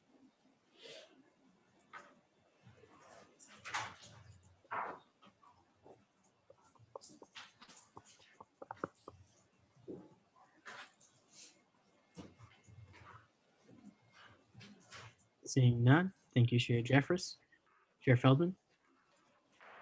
Chair Feldman, Legislative Relations, I'm gonna keep it quick. Done a lot, we've been doing this, Cedric Matley, Deacon Matley, and I've been coordinating a bunch on legislative relations stuff, obviously legislative sessions coming in. We are working on getting legislators to come and speak. If you have been selected for the Orange and Maroon Legislative Day, it's gonna be over Zoom. Please let me know. I'd love to get all of y'all together so that we can all coordinate on what we can do. Please, if you submitted for it and didn't get a response back, check your spam folder if there's one in there. And yeah, let's show those T-SIPs what a good legislative relations group is.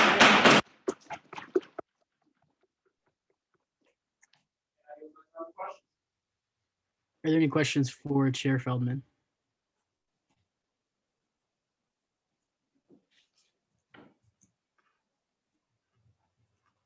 Thank you. None, thank you, Chair Feldman. Chair Syed. Chair Syed, Student Services. Some updates. We had a meeting with Transportation Services Advisory Committee today. There will be electric buses coming this semester. That will replace a large number of their fleet, so that's pretty cool. Also, with that being said, they're planning on adding a lot more electric vehicle chargers around campus. With University Dining, there is a meeting coming up next week for the University Dining Committee. So if you have any questions or anything you would like brought up, please let me know. And we also have a consistent student services meeting now on Mondays at 5 every off Senate week. If you'd like to attend, please reach out. Other than that, that's all of my updates for today. Are there any questions for Chair Syed? Speaker Pro Tempore Trosclair. Thank you. Speaker Pro Tem Trosclair. Chair Syed, is it possible to bring up to dining the idea of allowing us to get our own ketchup? I know that sounds a little absurd, but we can get our own cups, we can get our own napkins, and in some cases we can get our own jelly, but we simply can't get our own ketchup. Is it a possibility? Maybe? I can definitely bring it up as a topic when they ask in our next meeting and just be like, hey, we want ketchup back.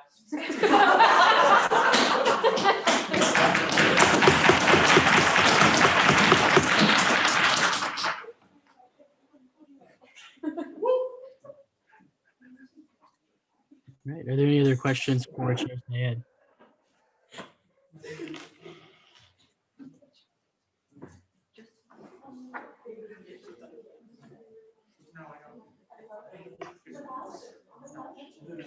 Seeing none.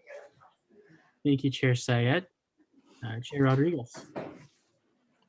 Howdy, Senate Chair Rodriguez, Constituency Affairs, Project Engineering. So a couple of updates. So I do have Aggie input results from November, January. I will screen share it at our next committee meeting. That'll be on off Senate weeks. If you have any questions, send me a text. I do have office hours. Honestly, you can reach out to me anytime. I'm willing to hit a Zoom meeting anytime. I'm also thinking to hit a new approach to Aggie input. We want to do less bulk emails. I know a lot of kids are getting Zoom fatigue. Lots of emails, lots of stuff gets lost, so no ideas for that. Also, big goal for the CA chairs is to meet the deans this coming semester, so stay tuned for that. But if you guys have any questions, reach out to me anytime, and I'm down to meet up or grab coffee. But other than that, I yield my time. Are there any questions for Chair Rodriguez?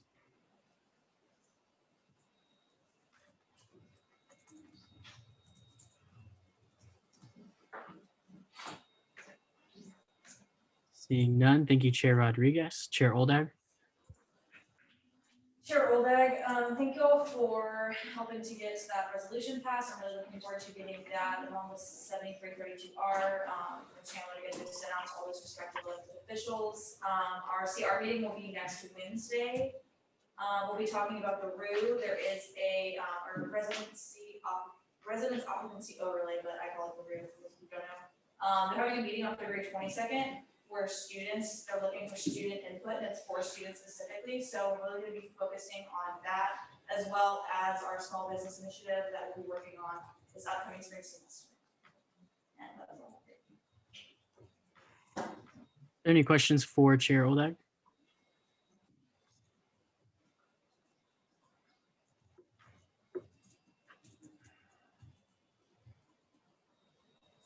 Seeing none, thank you, Chair Oldag. Executive Director Marbut. Howdy, Senate Executive Director Marbut. As Pro Tem Trosclair did mention earlier, there have been a few issues with the Google Drive. We have noticed that some senators are not able to see certain Word documents, slides, whatever it may be within folders within the drive. We just realized this yesterday afternoon. So the operations team is currently trying to figure out what's going on. If you cannot see pieces of legislation within the legislation folder in the drive, please send me an email at senateoperations@dsa.tamu.edu and just briefly explain. Sorry, that's a long email. It's also on the website. Also, with the website operations team, we are getting legislation updated on the website. We plan to have that done within the next 2 weeks. So thank you. And with that, I yield my time to questions. Are there any questions for Director Marbut?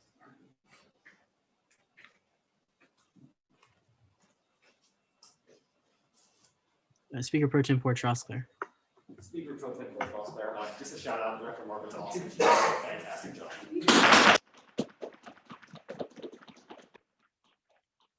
And did I see a question there, Speaker Pro Tempore Trosclair? Yes, there was a question. All right. Thank you, Executive Director Marbut. That will conclude our period of committee reports. We'll now move into a period of executive reports, beginning with Student Body President Mendoza.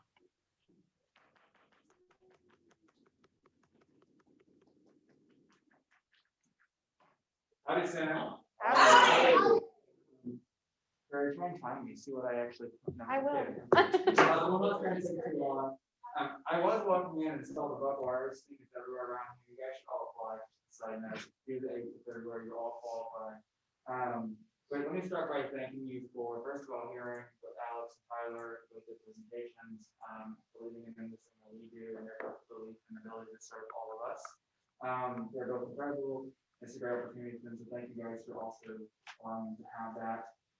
We have our first committee roundtable, I believe, of this semester tomorrow evening.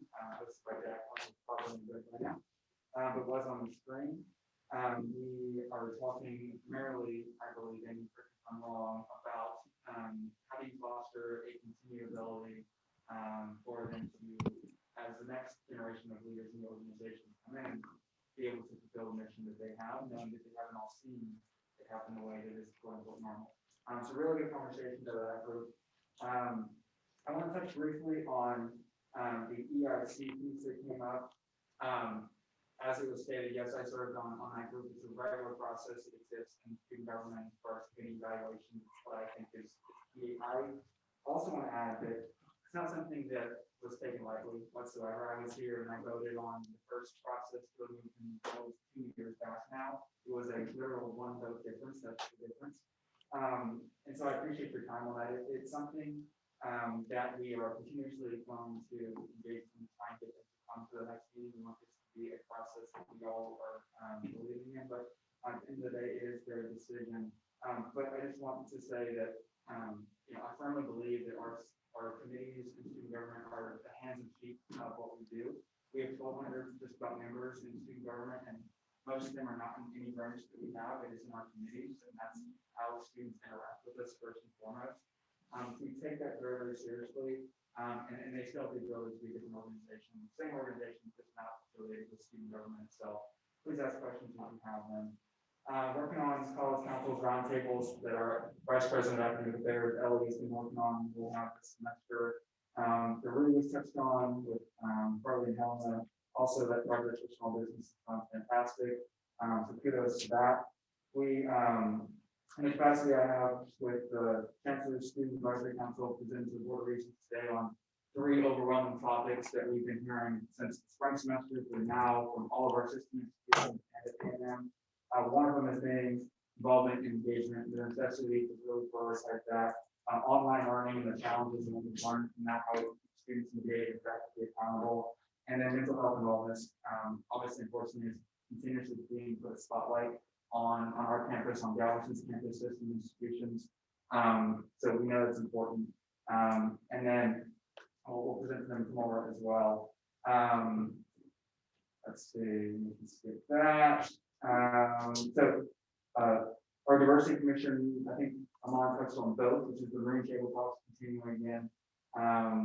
Also the Dean's Care Initiative with that group, so all the deans across campus will engage in that, which I'm super excited. I went to their commission meeting a week ago tomorrow, so we could go Thursday to really hear what it was, and then the reactions to the report that came out, to the announcements that came out last week as well.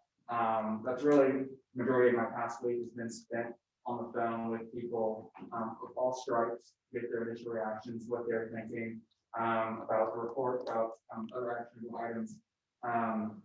And many of them for people in the room, many of them are senators themselves. So if you want to have that conversation, I'd love to have that conversation with you. So please reach out, we'll schedule something to talk. And the biggest thing is, I have not talked to a single person who liked 100% of what was in the report or 100% of what was outlined in the action items afterwards. And I say that because perhaps that means it's a balance piece. Perhaps you can interpret that as you wish. But I've always believed that something that is that long, 113 pages, I believe, will have things for everyone and things that everyone will just be displeased with and pleased with. I don't think that the overall goal of it was to have a comfortable conversation. That's true. So I have no issue with that. But the big thing that I also heard from people is their appreciation for the report itself, regardless of what it was that they pointed out and were displeased with. They overall had an appreciation for the fact that it raised a conversation on campus. It was then highlighted by our association, highlighted by the foundation, And that's just not something that our campus has experienced before in terms of this conversation on any campus to this magnitude. And so I do think that is a positive sign. I think the key takeaway that I've also heard from a lot of people is how we communicate this message is so important. And especially, spent months on the commission itself and listened and a number of listening sessions with faculty, former students, current students. And so regardless of your own beliefs towards anything at all, there is no denying that students and faculty and staff poured their heart out for this process and for the betterment of A&M. And so that's something that I think is encouraging as well. But the main thing is, I think the legislation touched on it, it really is just an acknowledgement of where the authors of the commission report thought A&M was at this moment. It doesn't affect me. I didn't write the report myself, so that's not a problem. But I do think it's a good piece of where is A&M at this moment when this commission took place. That's all it really is. And so now there's actual work that comes with it. And so if you have further ideas after reading it, any kind of ideas after reading it, I mean that, love to have a conversation with you too. Again, I read it. And I didn't think of the actionable items, but they asked you serve in another capacity now, so we're going to do that. Try and have this be some sort of more than just findings, but also be able to be shown on campus and how our students get to experience their findings. So please reach out, let's have that conversation. So I'll stop there.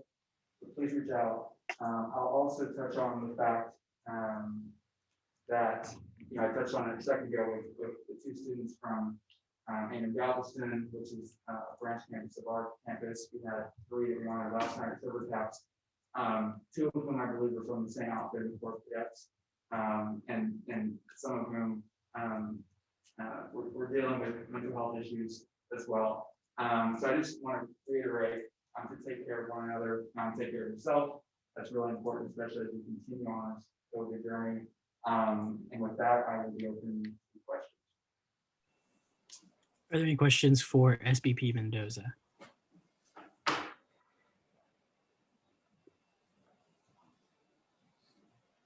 Chair Hein. Chair Hein, Rules and Regulations. So I know that both of the core members that were honored last night are from the same outfit. Is there an investigation that goes into that to see if they could be correlated, or if there's a way to, I don't know the word, decrease the odds that this happens again? I don't know. I'll find out.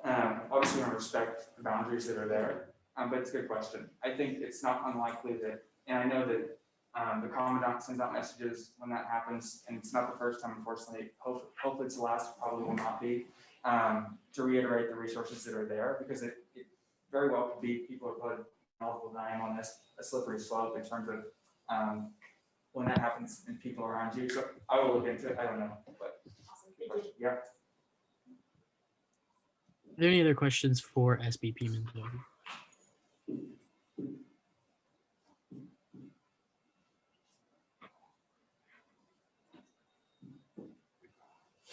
Seeing none, thank you, SBP Mendoza. Thank you.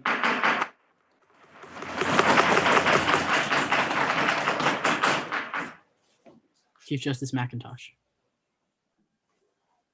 Howdy, Senate. All right, so some quick business for what's going on over in J Court. We put out our application for associate justices for this following year. For those of you who've been through this process before, it does look different this year. We, as a court, will be doing an initial screening of all of the applicants and then passing forward all qualified applicants to Eric to make the final selection. This is just a way for us to screen out people who we think, just for us to get a view of the applicants that are coming in as we have the inside look at what we look for in associate justice, but our goal is not to leave out as many people as possible, to pass on as many people as possible. So we look forward to getting all of those applications read this week as they are due this Sunday. But other than that, looking ahead to election season, we have already submitted the pre-event planning forms so that we could potentially host our hybrid hearings again in the event that we do have an appeal. So we are on top of that. But other than that, I think that's all I got for you guys. Any questions for Chief Justice McIntosh?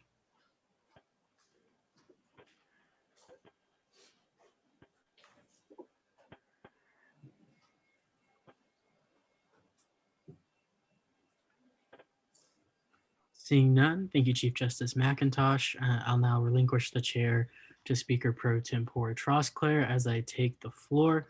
I'm going to keep my update real quick here for you guys. I wish I could have been there in person. Unfortunately, last week I was diagnosed with COVID. I tested positive, and so I've been in quarantine here in my room at my house. I've been doing a lot of DoorDash, and that's been great. Been taking meetings here each day, and so I am done with quarantine on Friday, and we'll be happy to be back out there, and hopefully in the hybrid in person next meeting. Other than that, I just wanted to make a quick note about elections. As we move forward, I just want to make sure that we all maintain professionalism and respect as we go forward. Senate can't be used, our Senate offices can't be used in any way that's unprofessional in order to enhance your election status. However, I know a lot of you will be running for re-election, so know that I want to wish you all luck in that. Just please keep anything from elections out of the Senate office or anything like that, and maintain professionalism as we go. But that's all I have to say about that, and that's all I will leave you with. Are there any questions for Speaker McHugh?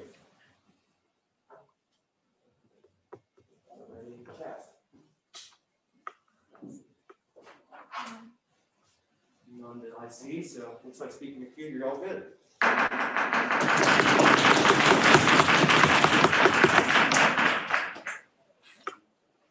But I'll go ahead and take the chair back and say the only thing that's left is closing roll call. So I'll go ahead and do that, and that'll be led by Speaker Pro Tempore Trosclair.